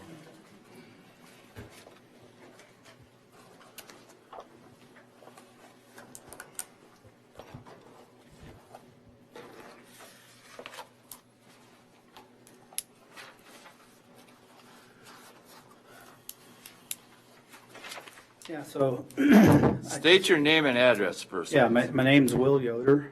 I'm from Bloomfield, Iowa. My address 19162 Harvest Avenue in Bloomfield. I'm here as a representative for Menno Yoder. My current role is I work for a company by the name of Blue Ribbon Puppies from out of Indiana. And I'm a breeder representative for the group, so I work with breeders in this area as well as in Iowa and other states. So I just wanted to make a few comments or maybe give my viewpoint on just some of the concerns with breeding kennels in general. We certainly know there's a lot of opinions or concerns with dog breeding as a whole, and we share those concerns as well. So we just want to make sure that we follow the regulations, we do the right thing for the dogs, for the people that are buying them. We would be USDA licensed, state licensed, and AKC, the American Kennel Club, inspects us as well, which is a registry that we would register through. We are also, we participate in a program that is being run by Purdue University out of Indiana. Dr. Candace Croney is the welfare director for the program. And it's basically a standards program for dogs that we're doing studies on, things such as like the flooring,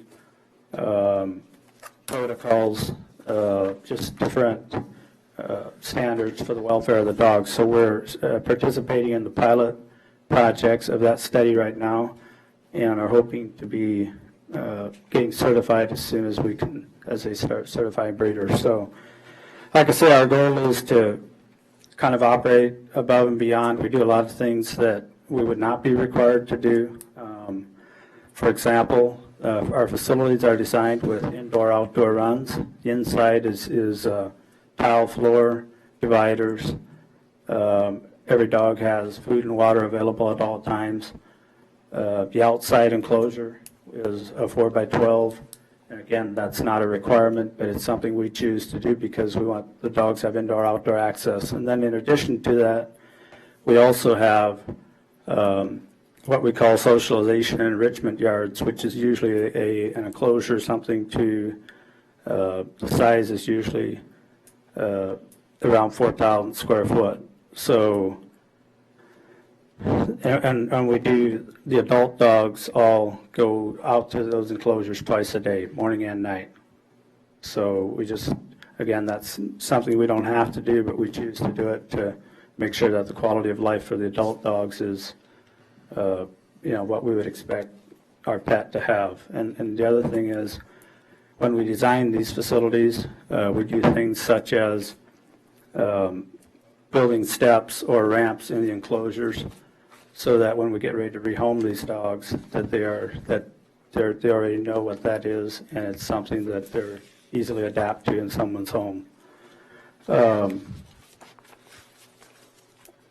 Yeah, I would just say, as far as the care of the dogs, the protocol that you have is actually a protocol, that's not a protocol that we come up with, that is put together by the Lewiston Veterinary Clinic.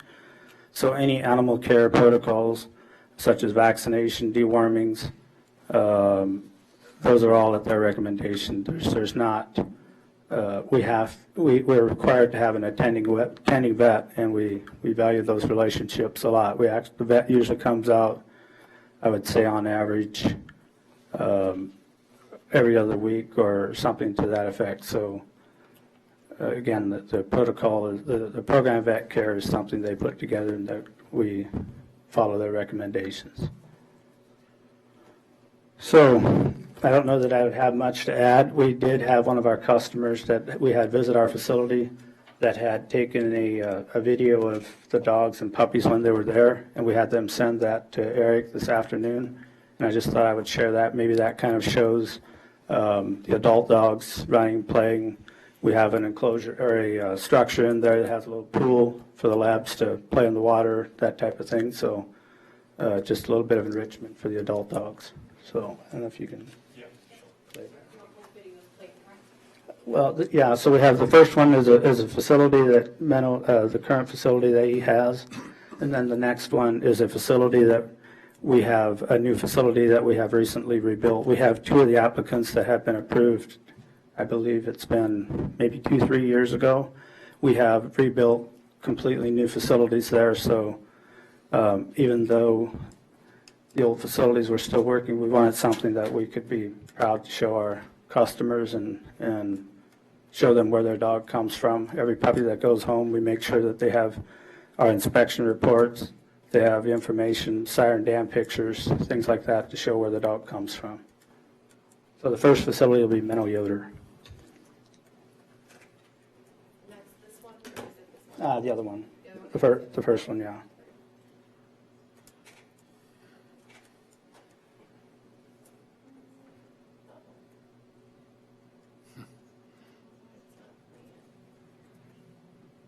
Late at night?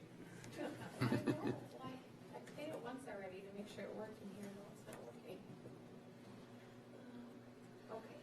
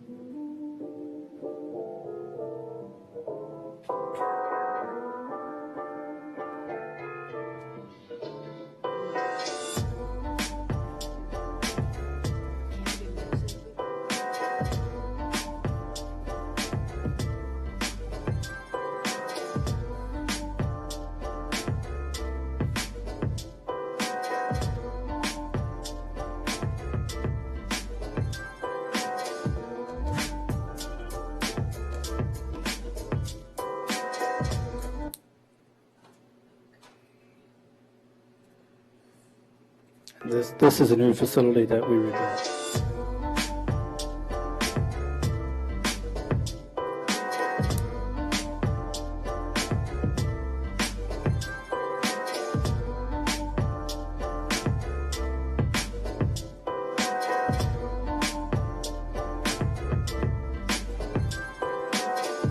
This is one we approved a couple of years ago. Yeah. Okay. Yeah. So yeah, if you have any questions, I'd be happy to answer those. And Anyone have, Vic? Or Vince, excuse me. Well, you had said, what is your position exactly? Are you a broker? so I work for a brokerage, yes. Who is that? Blue Ribbon Puppies. And I'm a little fuzzy on the numbers here. Now, you're from Iowa. How many dogs do you wind up brokering in a year, for instance? So we usually have, on a given week, we do something of like around 200 to 250. So about 200 a week and 2,000 every 10, so about 10,000 dogs a year. Approximately, yes. There's 40 to 50 adult dogs that want to be permitted here, but they said 22 puppies. How many of those dogs are bitches? I would imagine, how many? Approximately 30. So about 30 bitches breeding how many times a year? So, like a dog will cycle twice a year. But for example, that's one of the things that's addressed in the canine care program. Each dog is evaluated on a prior to breeding to ensure that they need to pass their breeding exam. And then we have and I can't go into the details on the canine care program is not available. They have the standards are not released, but they have released what they call the 5 pillars, which kind of covers some of the topics. But for example, the times a female can be bred is under 6. They cannot be bred past 6, for example, and then there's only a certain number of litters. So either one. So 6 years of age, you mean? Yeah, or the number of litters that are determined. So let's say that, and like I say, I can't give the specifics, but let's just say it's 3 or 4 litters, whichever comes first. So there's a beginning and an ending to the breeding. So when we start and when we get ready to rehome the dog.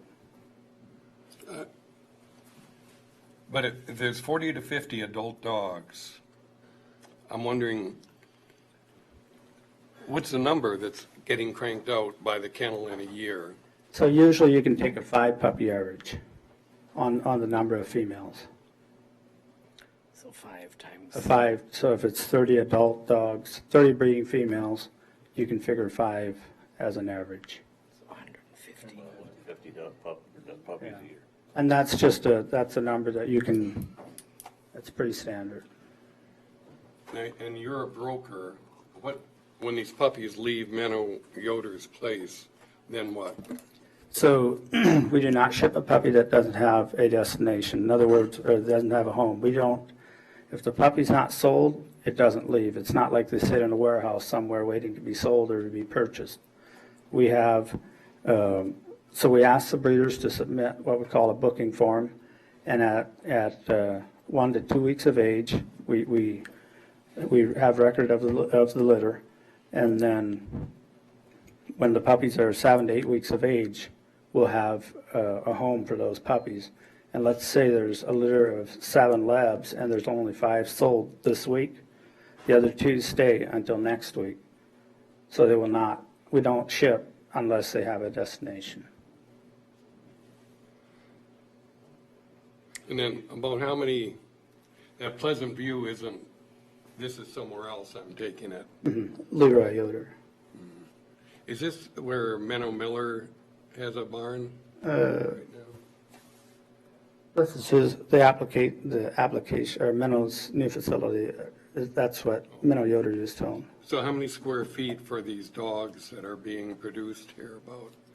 In the building overall or per dog? Either one. Okay. So you could probably answer that. As far as the building size, I think it's 40 by 52 with an 18 by 52 addition. Is that right?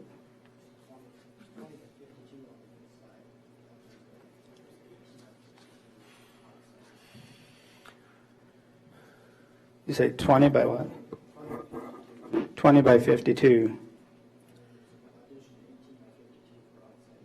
But how much is it overall? What's your overall?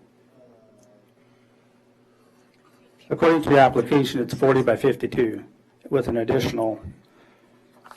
We were talking about the standards of care that apply, and assuming square footage is one of the standards. But are they secret or what? You said I can't release. Yeah, so Purdue University is doing the studies, and so they're gonna put them out and make them public. Canine Care is the name of the program, but I assume I'm not sure what the process is for that, but my understanding is in the next near future they're going to release the standards. What they did not want to do was put the standards out there and without knowing that, first of all, that they can be achieved. So they're working with veterinarians, scientists. We actually, this week, we're doing a study with them to where we're looking at some of the rehoming. How do the dogs in our facilities, these dogs, we're measuring the cortisol levels to see how these dogs will, when we rehome them, how will they transition. We want to see document what's happening now, and then what happens when they go to their new home, so that we can see, okay, are these dogs adapting well? Are they, what's the follow-up? So we're going to track the process and follow up with the people that own the dogs. As far as the square footage per dog, the USDA regulations are somewhere along the lines of, I would imagine that a lab would have to have maybe if I was guessing, I would say maybe a 4x6. I'm not sure what theirs are, but it's not.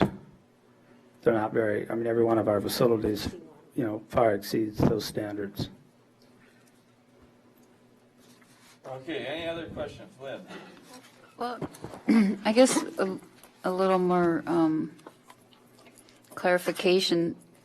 On page 2, petitioner proposes to operate a facility 52 feet by 40 feet, portion of existing machine shed, and then renovated, adding on 18 by 52 feet. And 18 by 52 feet. And you had just mentioned 20 by 52 and 18 by 52. So does that 52 foot by 40 foot portion include the 4 by 6 and 4 by 12 inside outside pen? Or Yeah, why so is the that 50, if I'm reading this correctly, the 52 by 40 would be the main housing area. The 18 by 52 would be the lane where the outside runs are where they would have outside access. Is that correct? So the individual kennel with the 4 by 6, 4 by 12, that they have free range to go in or out on their own.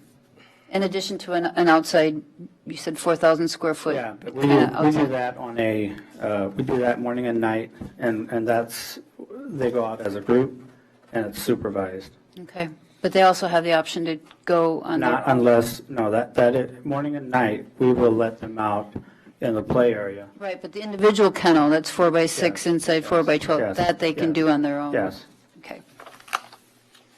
Each kennel, they could go in or out? There's an indoor and outdoor part of each? They'll have indoor-outdoor access. At all times? The only time that would not be the case is if you have a mama that's getting ready to have babies. We would obviously make sure that she can't go out during the night. You don't want her in the middle of the winter outside. I guess I had one other clarification to it. In the proposal, when you were talking about township neighborhood comments, somebody said they didn't want another kennel. Do we know how many are in the area in addition to Meadows?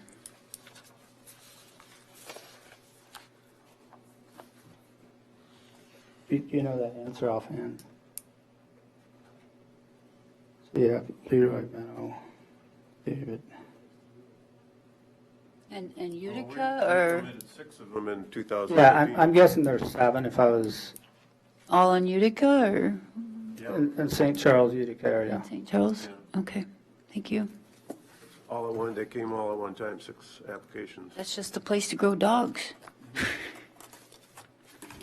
All right, any further questions? If not, thank you. At this time, we need a motion. I move to open the public hearing. Okay. Vince moved to open the public hearing. Is Arlie will second it. Any discussion? Hearing none. All those in favor of opening the public hearing for docket item number 2, say aye. Aye. Opposed, nay. Public hearing is now open. Anyone wishing to speak for or against this conditional use permit request, please step forward, state your name and address, and make your comments.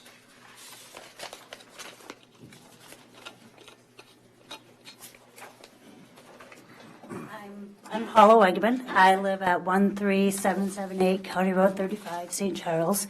We are directly north of an existing dog kennel. There is one, this one will be directly west of us. The one that's directly south of us, the dogs bark all day. Day, night, they wake us up in the middle of the night. We can't sleep with our windows open. It is a huge disturbance. I grew up in the country. I grew up on a dairy farm. I'm used to the noise. This is beyond noise. So our recommendation would be to not have another kennel in our neighborhood. Can I ask a question? Yeah. How many dogs are at that kennel that you're referring I have no idea. We've never seen them outside.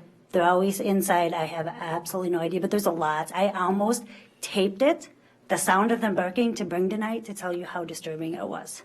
I mean, you can't even sit outside without them and have conversation like this. They're barking that loud.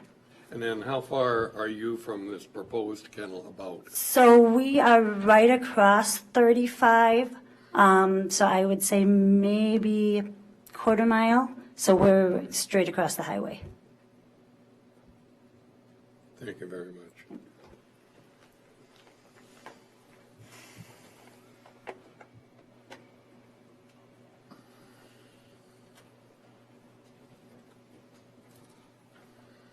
Hi, Tom Campbell, 11763 County Road 6, St. Charles. Chairman of Saratoga Township. We had the meeting, and like Eric said, we didn't vote on it, but none of the members recommend another dog kennel in Saratoga. A lot of our constituents don't want anymore. We got plenty of them as it is with all the working that does go on. You can sit outside. I have nothing really close to me, but you can sit out and just hear them bark from one to the other. It's not considered an ag animal. Cattle, hogs, I mean, if they're belling, there's something wrong. They don't beller all night or anything like that, but just to being out there, like, used to noise too on that, because noise does travel out there decent days, and their voice is made to travel, but no, it's a lot more people were going to come, but they had try to speak, but they had sports and that with their kids, so, but I think we got the most kennels already in ours. I think Winona County's got more than any in Minnesota, but and our deal with, once we got them started, was they don't send them unless there's a destination. What's the destination? Where do they really go and how? I mean, they just say they go here, but nobody tracks them to find out, is what I was, on that point. But on that, that's the way the people feel in Saratoga. Got a few of them here. So, thanks. Okay, for the second time, anyone wishing to speak to 9-2 or 9-19-19-02, please step forward.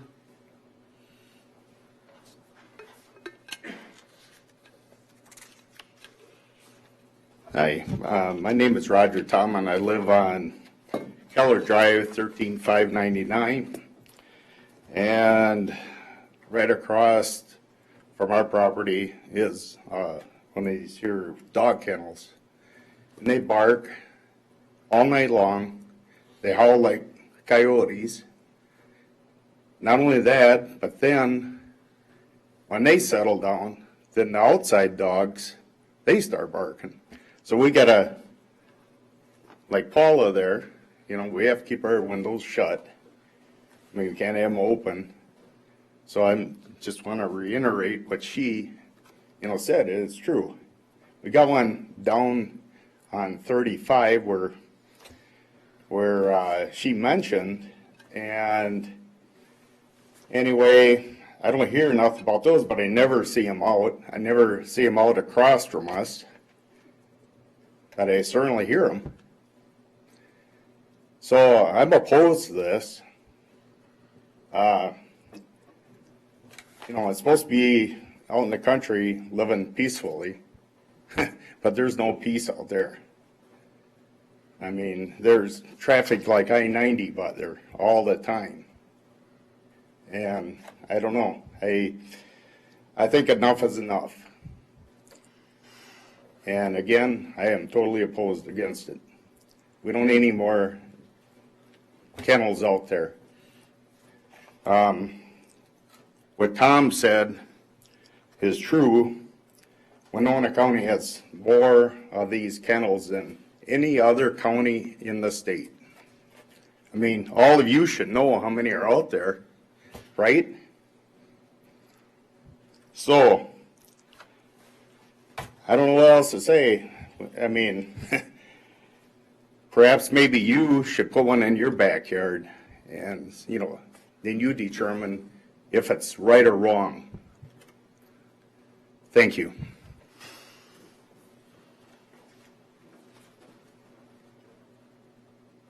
Okay, for the third and final, okay, go ahead.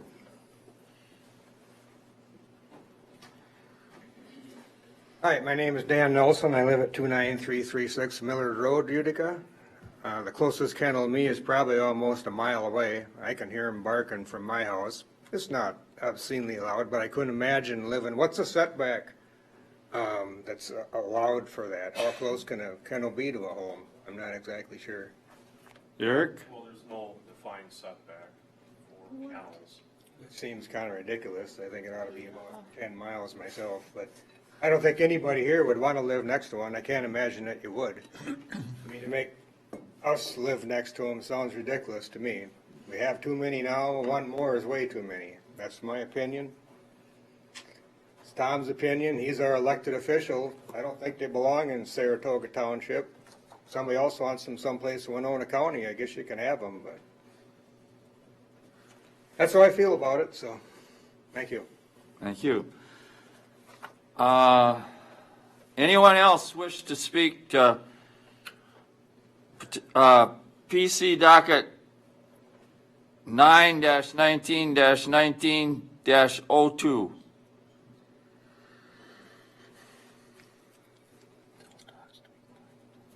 I need a motion. I move to close the public hearing. Vince moved to close the public hearing. Sheree seconds it. Any discussion? Hearing none. All those in favor of closing the public hearing for docket 9-19-19-02 say aye. Opposed, nay. The public hearing is now closed. Any discussion?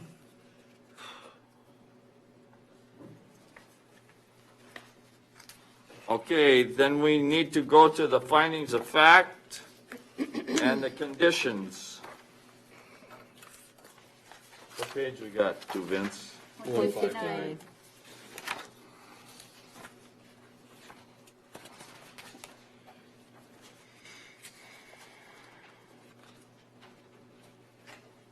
Oops, went too far.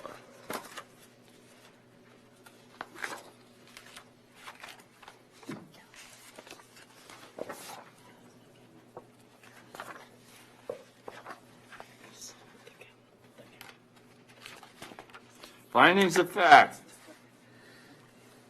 Number one, and at any time, anyone can interrupt me, because that's how we're supposed to go through this. Can I just ask for a clarification? Yeah. So there's he had an existing kennel and sold it, and now he wants to start a new kennel in a different location. Is that what's being considered here? I believe that's correct, yes. Thank you.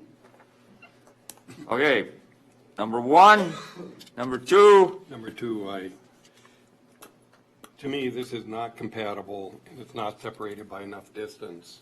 We've heard from people that are close who are suffering by the noise of kennels before this one has moved in. So to me, number two, we don't have enough distances. I don't see how screening would be possible for that amount of noise, and it depreciates our quality of living, is what I believe. okay, is there any other discussion on this point? Now, are we supposed to vote on disputed findings of fact? However you would like to do it. If there was a motion to change the language, then you would definitely need to vote on it. If you was just expressing concern about it and no actions being proposed, then maybe not. Okay, what's the wishes of the planning commission? Mark? Just a question, is there screening? Now, I'm thinking of like them dogwoods. If you would plant them within so many feet around it, would that help absorb the noise? No? Any kind of trees or just nothing? Mark, I've got two dogs at home, and they're out way to the west, and you know where I live. Yep. And there's a lot of trees in between me and them, and you could still hear them, and we got to the point where you couldn't sleep at night. The coyotes come out, and they start howling, and they just bark at a fly flying by, so we have to lock them up at night, but no, I don't think, to answer your question, I don't think any amount of screening would help. Well, there have been projects near large expressways, berming of, right next to the expressways to mitigate noise of cars zooming past all day long. So, I mean, I think there are ways to do it with landscaping, maybe not trees, but I don't know what those ways are. Well, I would presume that that sort of thing would be cost prohibitive. Not knowing what it is, I have no way of knowing whether it would be or not. I mean, moving a bunch of earth, if that would work, I don't know. Okay, So landscape screening for noise abatement, is tricky. I mean, most of the highways have gone to,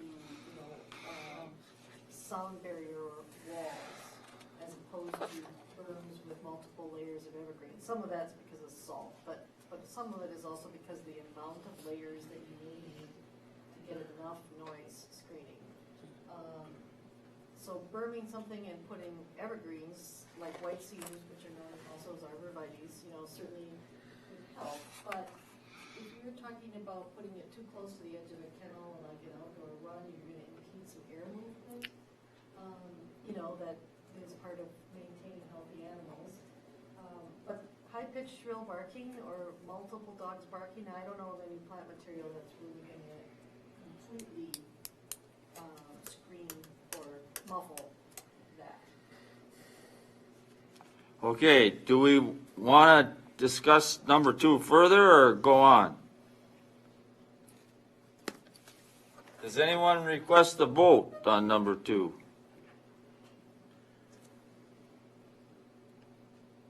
Vince?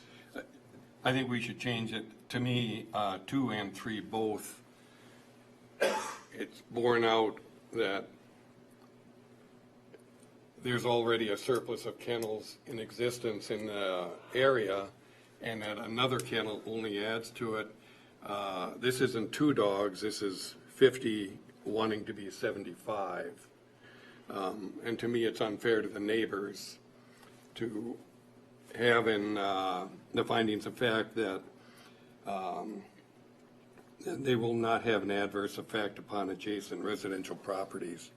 I think most people would agree that this will have an adverse effect. Okay. You do have to, it does read have an appearance that will not have an adverse effect. Yeah. Yeah, the appearance. Right, I mean, but that is, technically, that's how that's written. And that is, and it wouldn't. I'm just saying. So what you're saying is that the noise isn't part of number 3? Number 2 we're talking about. Well, He was talking no, about Vince is three. talking about number 2 and 3. Oh, Well, I'm just saying, I'm just making reference to the language. sure. Stephanie can correct me if, if I'm wrong on that, but So what do you want to do with 2 first off, and then 3? Do you want to vote on it? Mark? Can I ask Stephanie, so 3, you wouldn't put the noise issue with 3 at all? That's strictly the appearance of it? That's the way I would read that criteria. Okay, so if we do anything with the noise, it would have to be in 2 then, and leave 3 alone. Well, do you want to, Vince, do you I want would move that we add the word not. This will not be compatible or separated by distance. It's depreciating their quality of life and their land value. All right. I believe. Is there a second? Mark will second it. Is there any further discussion? Hearing none. All those in favor of, say, number 2 will not, say aye. Opposed, nay. All right, the rewording is passed. Now, does anyone want to challenge anything in number 3 as we have stated it? Number 4. Well, wait, don't we want to change that, number 3 to will? No, it's the appearance only. That's just for appearance. Okay. All right, number 4. It's stated in red that it is not reasonably related to the overall needs of the county. So I presume that's staff recommendation? Yep. Okay, I think that's completely up to each person's interpretation. Some people didn't think we needed a car lot, and everyone needs cars. Some people don't think we need puppies. Some people do like puppies. It generates income that we all benefit from because they're paying taxes. We all pay less taxes because it's existing. It's a business. I wouldn't, I don't know why it's in there, is or is not. I think that case could be made for almost every application that comes before us. And I don't know why it would, I guess I would say to me, I'd be neutral. It either is or, I don't think is not seems reasonable. anyone else have any comments on number 4? Seeing none, 5, 6, 7,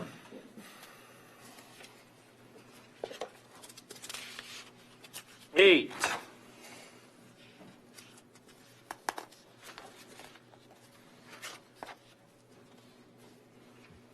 All right, that's the findings of fact. How about the conditions? Number 1.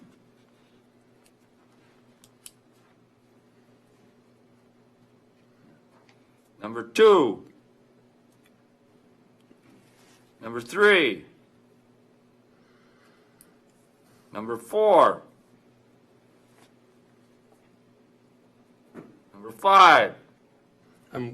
Question that originally the number had come across as 40, and they have some expansion in mind to become 75. I think if we heard the actual number, including the breeding population, this would be an enormous number of dogs.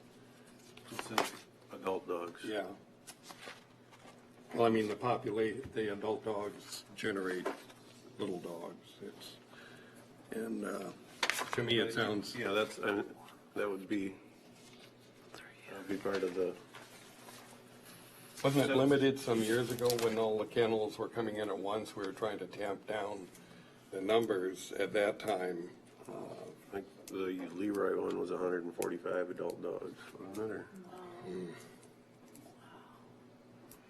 And that was one of them that you saw in that video, Leroy Yoder one.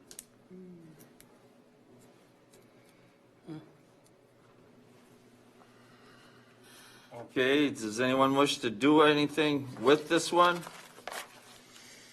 Or we just go to the next one?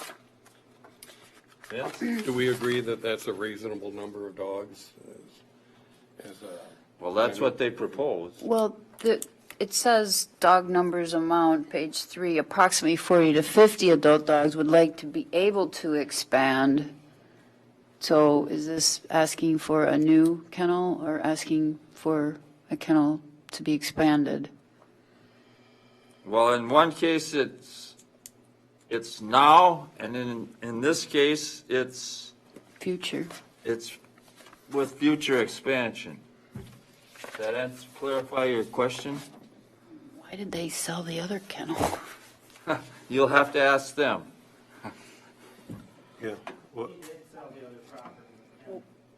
Why? To my awareness, there's no intent for the new owner to have it. The dogs are being moved from that facility to the new location. But it stays with the land. And they could, right? Yeah, it stays with the land. Yeah, this new owner. When he stays with the land, anybody can open one up. But as far as we know, the new property owners are not planning to use it for a dog kennel? So you bought property in a different township, and you want to continue the same business in a different township, essentially?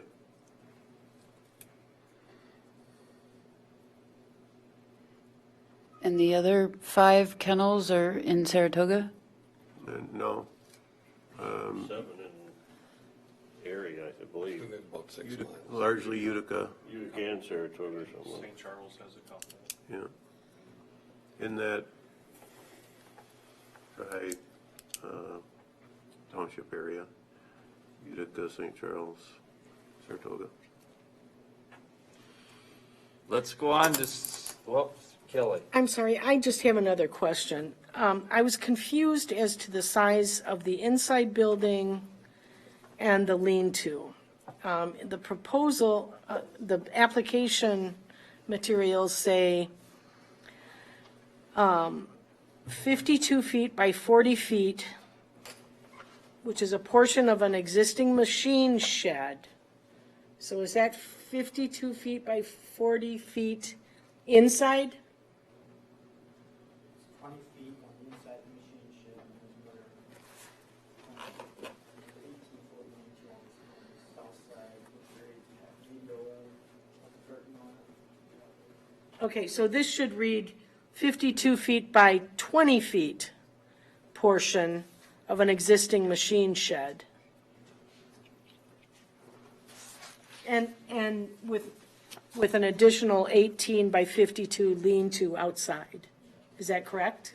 Okay. Can we go on to number 6?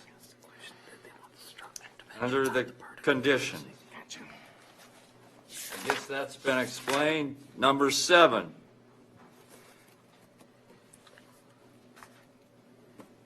Number 8.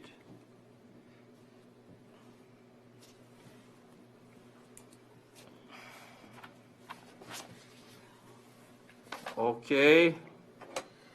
At this point, does someone want to make a motion for this CUP permit? I have a question. Mark, question. With number 8, does this fall under the feedlot officer? Or is this, No, it's not egg. No? so it does not fall under feedlot, okay, Previously, it's been the sheriff was the enforcing. okay.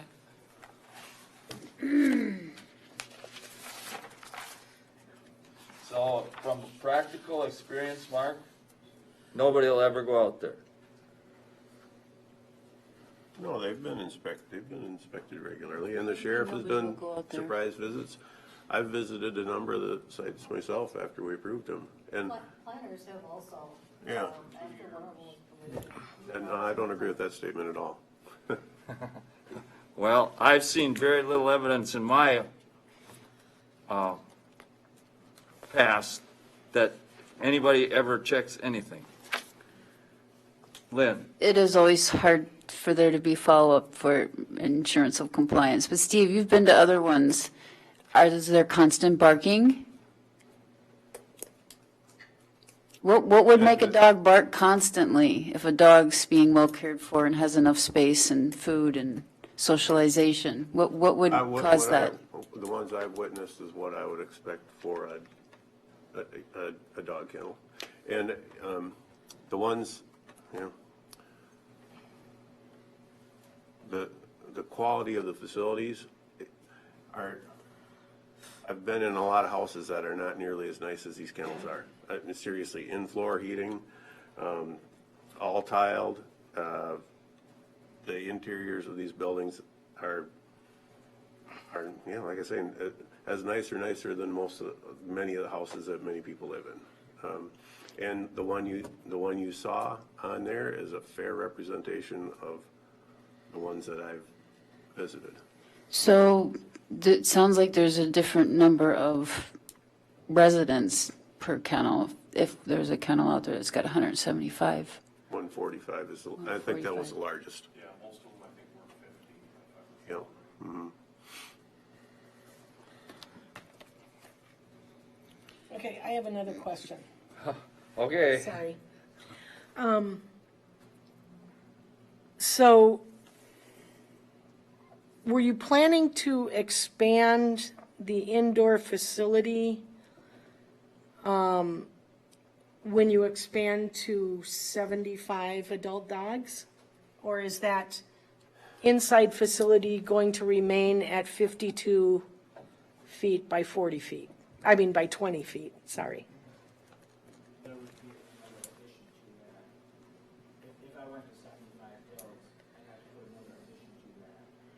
Okay.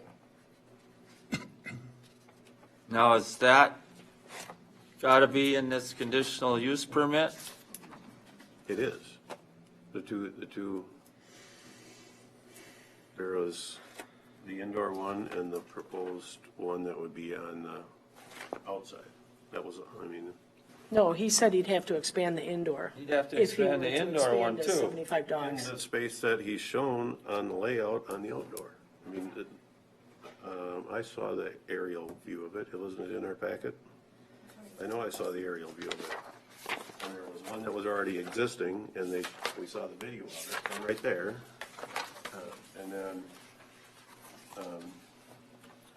And then there was a proposed addition of another 22 by 52 beside the 52 by 18 that existed, correct?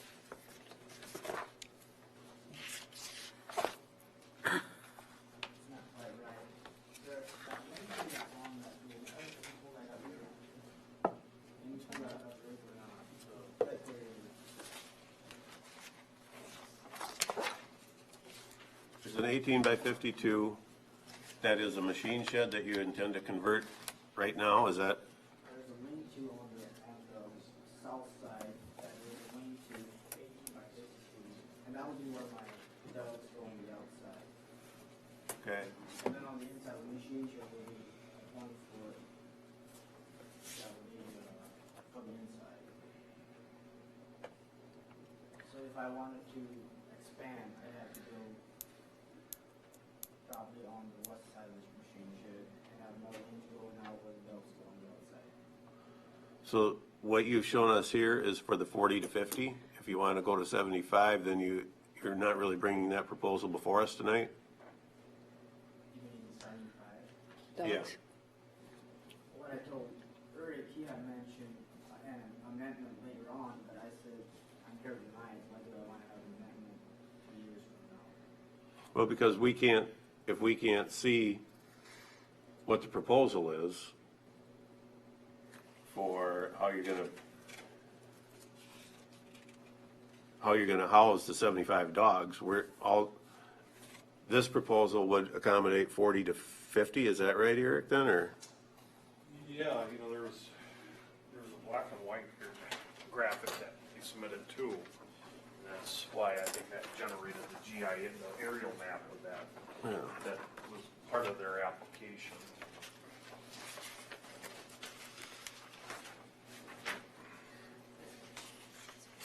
If we approve it for 75, we're not, I guess then we're not seeing the buildings for 75. Correct. Right. The buildings for 40.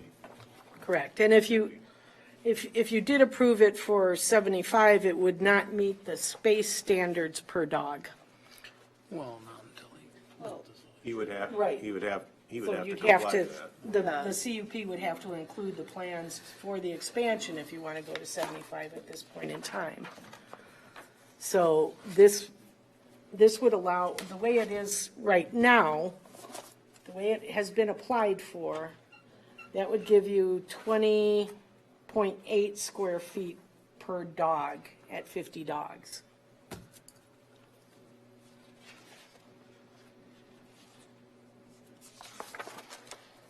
Does that sound right? So the 4x6 enclosures would be 24 square foot on the inside. You're talking inside only, right? Correct. Yeah. So if you're looking to get 4x6 enclosures per dog, then, Just to be clear, you'll house, there'll be at least two dogs together. We always house two dogs together. okay. Two dogs in a 4x6 area? Well, you can.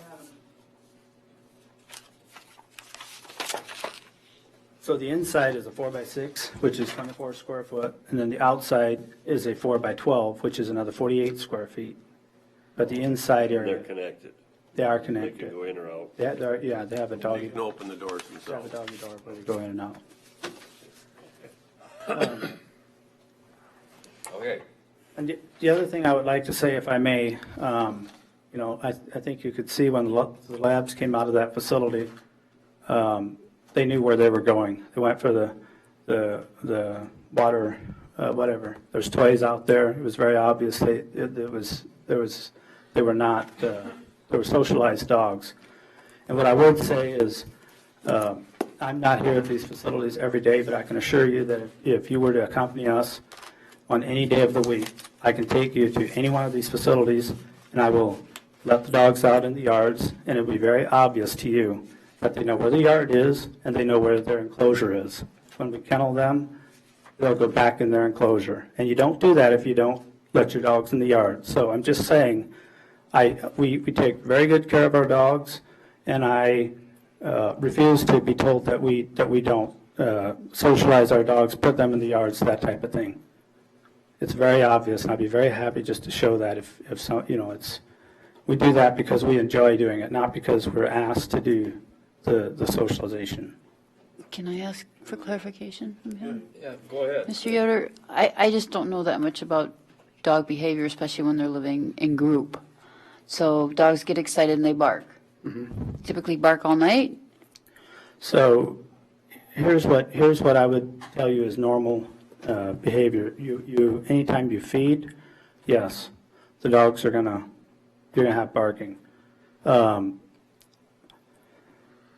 I would tell you that, you know, we live with, you know, at the locations, and our experience is that yes, they bark and then they quiet down. The other, I guess I was not aware that this was, you know, the concern with the neighbors. We want to make sure that we're considerate of our neighbors, and one of the things I would, you know, gladly volunteer to do is maybe at a certain time in the evening that we would kennel all the dogs and make sure that they're all inside, that they're not, you know, that to help with that. If that was, if there's something like that we could do, I'd be more than happy. And So neighbors could have a quiet time. I'm just saying, I guess what I'm saying is we want to try to work with our neighbors and make sure that we're, being good neighbors. So, Put the dogs in at a certain time, let them out at a certain time in the morning, and still be considerate to the animals as well as the neighbors? I feel like, You know, without, you know, if you put them in there, is there gonna be 2 dogs in a 4x6 area? You know, yeah, and that should be, as far as enclosure size, that should not be a problem. So what about the soundproofing or the wall structure of the actual kennels? Could that have something to help with if the dogs There's get certainly- excited and hear There's certainly something? materials that we can use. For example, when you have the outside enclosures where you have where the runs are on the outside, we have the overhang. In the past, we have lined those with metal.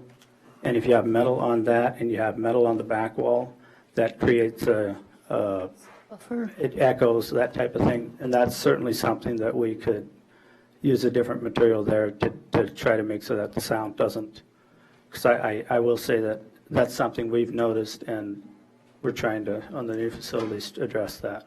Okay. Just trying to understand a little more, thanks. Okay, any other questions? I guess I'd like to see something, on this, if, I don't know how you wanna put it or say it, to have a quiet time for, You mean under conditions? yes. Well, we have hours of operation for For other businesses. businesses. I don't know. I mean, It's I up to can you.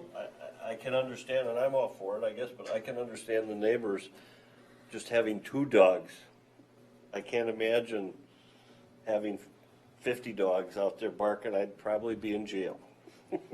And I really think it's beyond our scope to be able to predict the behavior of 50 dogs that are kenneled together. I mean, I don't think that would be a reasonable explanation. I can barely control 1 or 2 dogs.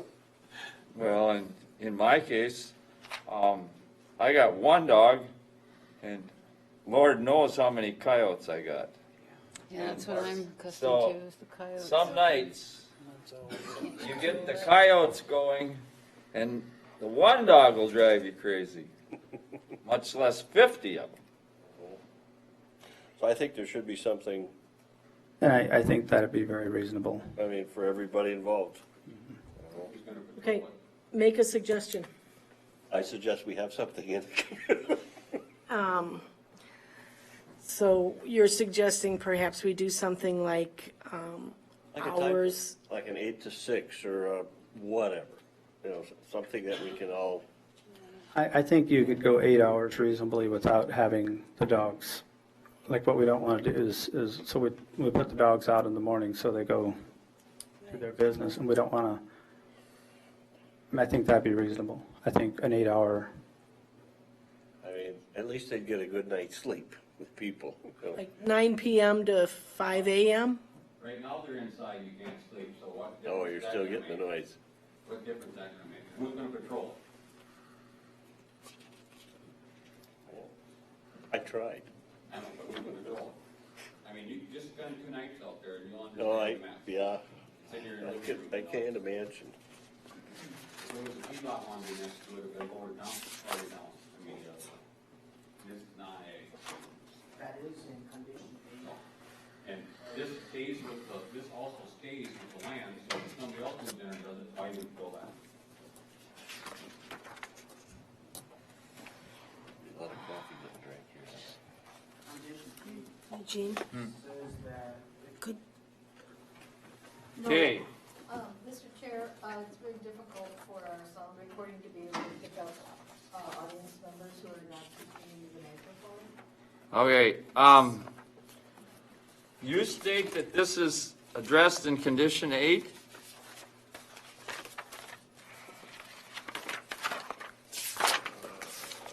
What page are you on, Gene? 160. 6, 0, okay.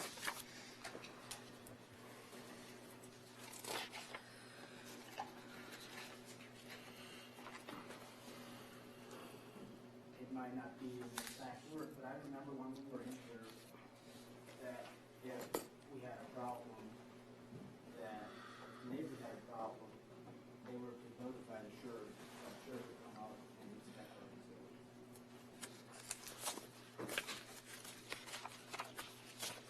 Due process. Okay, thank you. Is there any other discussion? Let's get back to my original thought. Is anyone want to make a motion to either approve or deny this conditional use permit with the following conditions?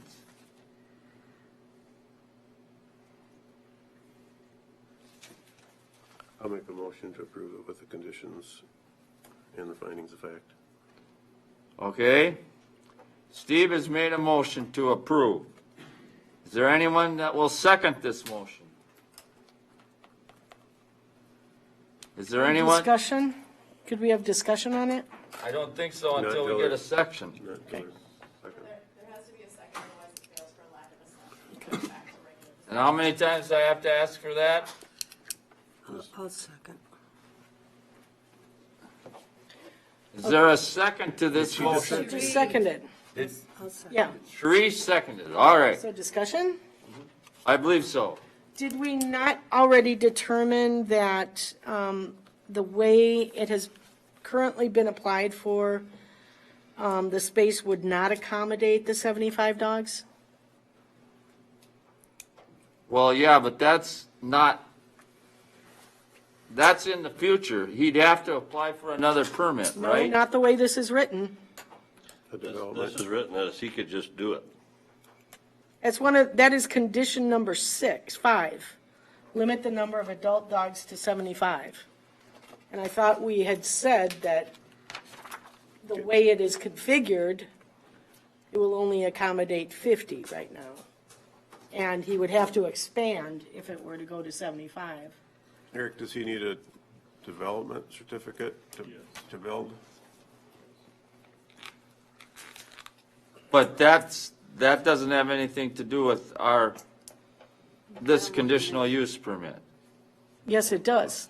Condition that they do, and the controlling number is the dog amount. So if they were building an additional area for that, the bottom line would be how many adult dogs would be involved with that alteration.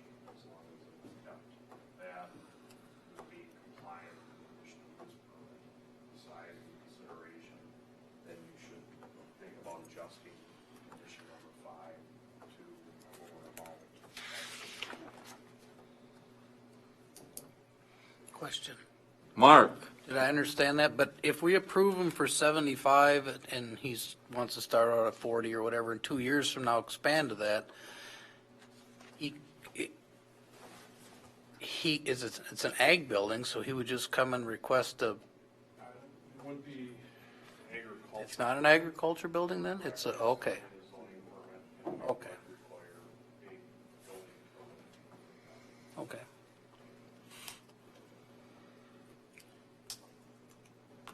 Okay, any more discussion on the motion? So are we gonna have an hours of operation then? Well, I gotta take care of the dogs all the time. Well, I mean, have them Yeah. inside. It's have not it inside. exactly like a regular business. That isn't in the motion as three. Can the dogs be in their outside 4x12 run 24 hours a day? Or are they inside in the 4x6 at night with it closed? So currently, they would have indoor-outdoor access, 24 hours? yes. And what we talked about was Okay. just kenneling them. Right. So they're only inside. From 10 to 6 or 9 to 5 or something like that? Thank you. No. We don't have that in the conditions yet. I think you have the That's motion. you'll have the Humane Society coming down on you if you don't. We can't trap, Research-based. I think we could limit, we could have a small window or something where there's a quiet time from 6 to 10 at night or something, but have large blocks of time where the dogs can't have access to in or out. Council, Just for the record, we do have a barking dog ordinance in Winona County that does address dogs that are barking during certain hours of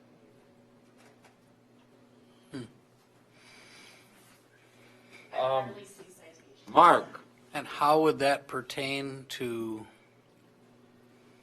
a dog kennel like this? They have to go with the same standards as, I don't recall seeing any exceptions in that ordinance. I'm gonna pull it up right now, but my recollection is it's pretty straightforward, but it's rare that we actually see any referrals. get her number before you leave tonight. I'm on the sheriff's office. I believe it cites duration of barking at distances, so I think someone asked earlier if there's a setback, not their zoning ordinance. Okay.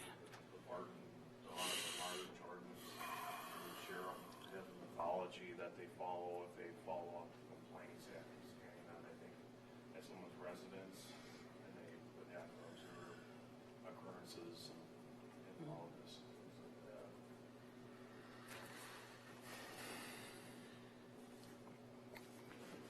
Okay, let's get on with this. Is there any other discussion on this motion as Steve motioned? And Cherie seconded. Hearing none. All those in favor of the motion Can you to repeat the motion, approve? please? Pardon? Can you repeat the motion, please? Yeah, we can. Council? A motion to recommend approval, adopt the findings of fact as revised, and I do have that the revision would be to criteria 2, to change it to will not. The language that says the proposed kennel would not be sufficiently separated from adjacent land to protect from the barking of the dogs, which would have a detrimental impact and depreciate existing properties based on the discussion we've had, and with the conditions that were proposed by staff. Satisfied? But they still left the number of dogs at 75. Yes. Okay. You can amend it if you want. I mean, that's what discussion's for.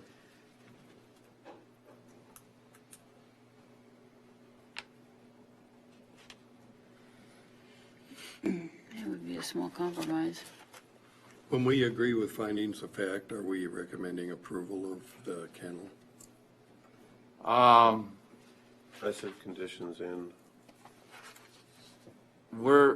If we don't have to agree with all the findings of fact to approve. But Recommend approval. to recommend approval, but we don't have to, it isn't like the Board of Adjustment. We don't have to agree with all of them, and we can still recommend approval. Mr. Chair? Yeah, I think, is your question that if you accept these, that it has to be an approval? Is that what you're asking? Yes. The way that it works is that the findings of fact stand alone. It's just the findings have to support whatever your decision is. So you could adopt these and recommend denial. You could adopt these and recommend approval. You just have to make sure that if you're recommending a denial, you state your reasons why you think the criteria that were not found weighs enough to offset the others. clear? Yep. Okay. Let's vote. All those in favor of the motion as stated by Stephanie, raise your right hand.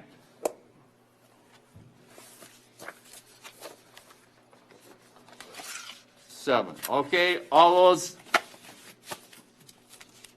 not in favor of the motion, raise your right hand. Oops. Okay, the motion is passed. So at this point, the recommendation of the Winona County Planning Commission is sent to the Winona County Board, and it will be acted on whenever they have the meeting to act upon it. Is that clear? Is that right? So, okay, it's already awful close to Kay's leaving time, so let's get on with what is the next item? The public hearing on township notification.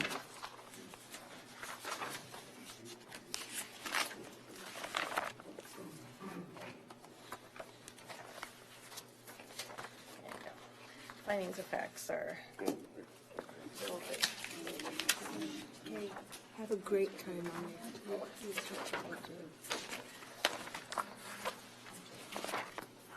Go on vacation, is that what you're saying? I apologize for the little delay. We found a typo in the findings of facts, so we're just giving you a fresh set of information here, so you don't have to hunt for it. Okay, and here's the ordinance change. Nothing changed because no changes were recommended by the planning commission. So this will be the public hearing if the chair so chooses to open one.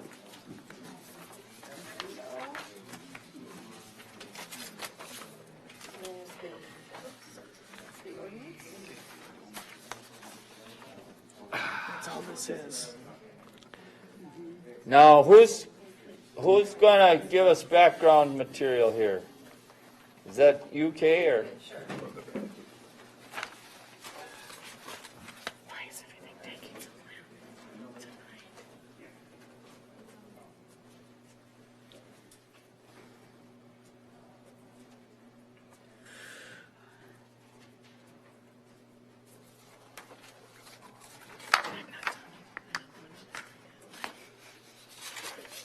You're doing too much writing. At the last planning commission meeting, the language that staff brought forward to amend the conditional use permit and a couple of areas of chapter 5, so that neighboring townships that abutted petitioner's property and parcel would be notified of a potential petition and the details of it, as well as obviously the township that the petitioner resides. And then in addition to that, even though it was staff practice to have folks that were applying for a variance do the same thing, that wasn't actually in the ordinance, so we're just cleaning that up. So the underlying language is language adding that so that when you get a petition for either conditional/interim use or for a variance, that you consistently then notify the township and get the township acknowledgement form completed in the township where the project and the petitioner resides, or the petition applies to, I should say. And then if it abuts other townships, one or more, that they receive notices. And that's something that staff will do. We've recommended it periodically, and a lot of times people will go to the other meetings, but they're required to go to the meeting for the parcel in which the project will be taking place, and the others would be notified. So those are the changes, and none of this language has changed since last month's meeting. Thank you. Okay, I need a motion about the public hearing. I move that we go into public hearing. I'll second it. Okay, Kelly moved that we have a public hearing on this, and Mark seconded it. All those in favor say aye. All those opposed, nay. Public hearing is now open. Anyone wishing to speak, please step forward and state your name and address and speak. All those wanting to speak on this, please step forward, state your name and address, and speak. For the third and final time, all those wanting to speak to this, please step forward, state your name and address, and speak. I need a motion Close the public hearing. to So close the moved. public hearing. Second. All right, Sheree moved, Kelly seconded. All those in favor say aye. Opposed, nay. The public hearing is now closed. Okay, need any discussion? No. I move Okay, that we recommend this for approval, and accept the findings as presented by staff. is there a second? A second. Sheree seconds it. You got Kelly making the motion, right? Okay. All right, any discussion on this motion? Hearing none. All those in favor of the motion to accept the findings of fact and recommend this change to the ordinance, say aye. Aye. Opposed, nay. It's been recommended to the commissioners to make the necessary changes. All right, now we need the next topic.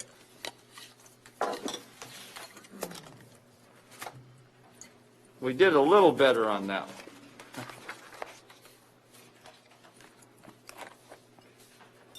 Number 7. Number 7.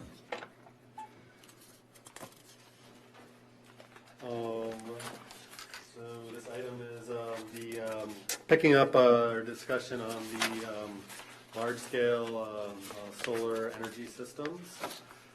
Specifically, we brought back clean language for the criteria in 5.5.4.7. After last month's discussion, it was recommended to look at putting together some criteria for large-scale SES that would require a conditional use permit that was separate from the standard list of conditions that we would usually use. So this would be similar in our ordinance. We have the standard set of conditions or criteria, and then we have specific criteria that are different for new dwellings on less than 40 acres, feedlots, wind energy systems, floodplains. So all of those different areas have their own specific criteria. And so we'd be looking at adding some criteria for large-scale SES that's more tailored towards the needs of those petitions. So what's before you is all new language. We took your comments from last month, and this is kind of a first blush at attempting to put together some criteria, some pen to paper for what those would look like. We pulled a little bit of information from the WEX, the wind energy conversion system criteria, and pulled those over and changed them a little bit for the SES. So I guess we're looking for your review and discussion and any comments you might have on that. Mr. Chair. Yeah. Mark? I would like to add number 5 as well to make sure they have their address. Wherever you put on if they're going to put a solar garden or whatever, so that the address sign is out there, so they get their own number. I think that would be a standard condition and not. Okay, okay. Yeah, it would either be in the ordinance required or condition, which might be most appropriate, or the criteria, maybe it's probably not the most appropriate place for that. Just so we're very clear, what we're looking at on page 181 is how we review conditional use permits. We got different criteria for a building site on less than 40. We got one for the standard, and this is to recommend, since I think the main emphasis on whether you're ultimately going to approve or deny a solar project. What staff came up with is the guiding factors in basically carving out the findings of fact.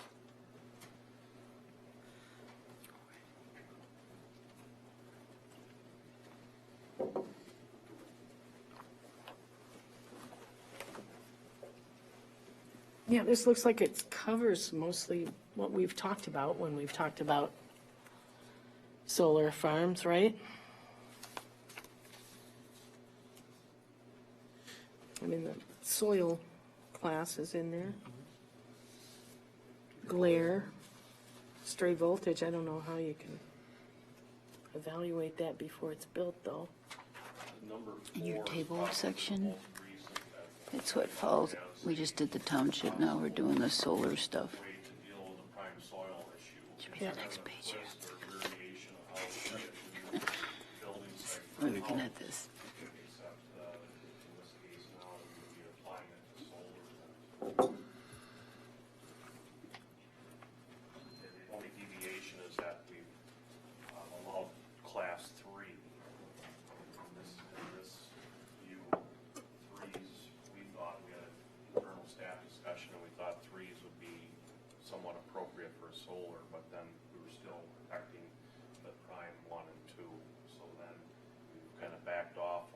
standard and apply to a new house, but we still hold up to that 40% threshold, or maybe try to push it more into non-prime soil, so we then would have a soil standard applied to solar applications. One of the things that we talked about the last time too was that, like with the stray voltage in the discussion from tonight, the reason that doing it as a criteria as opposed to an absolute performance standard means that there's some wiggle room. So for instance, if you had this as a finding tonight, you could have said the proposed large-scale SES will create or may create adverse effects produced by stray voltage. But in the finding, you can then say, however, those issues will be mitigated by X, Y, and Z conditions that will reduce the amount of resident concern. So it gives you the flexibility to be able to allow what you want, not allow what you don't want, make sure that it's meeting the needs of the county. Does anybody have any additional criteria that they want to add at this time? No more in my neighborhood. Boy, neither. Well, I don't know how we get around that. I know, I understand that. Hearing or seeing none, what's your wishes? Do you want to have a public hearing on this at our next available meeting, or you want to procrastinate some more, or you want to throw the whole thing out, or what do you want to do? Go ahead. I was just gonna ask, is there potential for some more if we have time to look it up and think about it, or is this about where you think you're gonna be and we should run with it, or? If there are other suggestions, you can always be considered. What you can do too is send this to the public hearing. If additional things come up, you don't have to say yes or no on what's there. You can make modifications based on what you hear in a public hearing. I say we go with it. Did you make that a motion? Sure. I'll second it. All right, we got a motion by Kelly and seconded by Mark that we have a public hearing on this proposed language at the next available opportunity. Now, if well, this isn't extremely bad, but if we get too many applications, let's not have it at the next one. But I realize you should be able to tell that before it's time. Ten-day notice. By making a motion to hear it, you are initiating an ordinance Time clock. amendment, which triggers all of our timelines. Oh, That's what we've okay. been doing in these discussions before, so if you're gonna make the motion, we do need to have that before the meeting. Okay, I guess I'm clear on that then. All right. All right, any other discussion? Yeah, so I think my question maybe for Stephanie and Mark, I know you guys go into this. This 40% soil, you're saying we have discretion. So is this something that we're gonna be making exceptions to left and right? Or, I mean, It's the same as any other criteria. There's been some. this is just kind of an idea. It's like with the- 40% is not like, they don't need a variance from the Board of Adjustment to get by that, right? No, Right. it's the same as the residential density requirements, where you can say, no, it doesn't really meet this criteria because it is being built on prime soils. However, all these other factors mean that we should still grant this conditional use permit anyway. You can Okay. find that that criteria is not met and still approve it. So I understand how that empowers this group to make a judgment call and do what they want to do.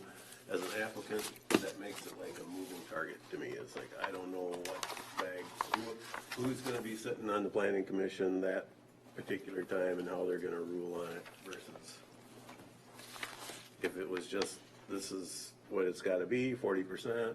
If it's not 40%, we deny it.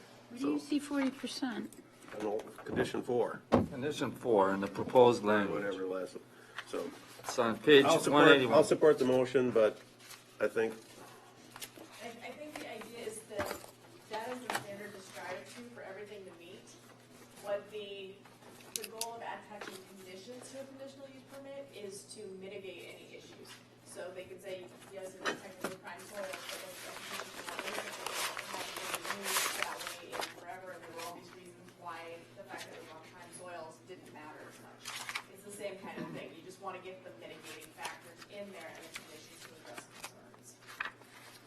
And I think the way that we would communicate with the petitioner and what we'd be looking for from them is to show us in their application how they're going to either meet the standard or that they're making a good faith effort to meet that standard.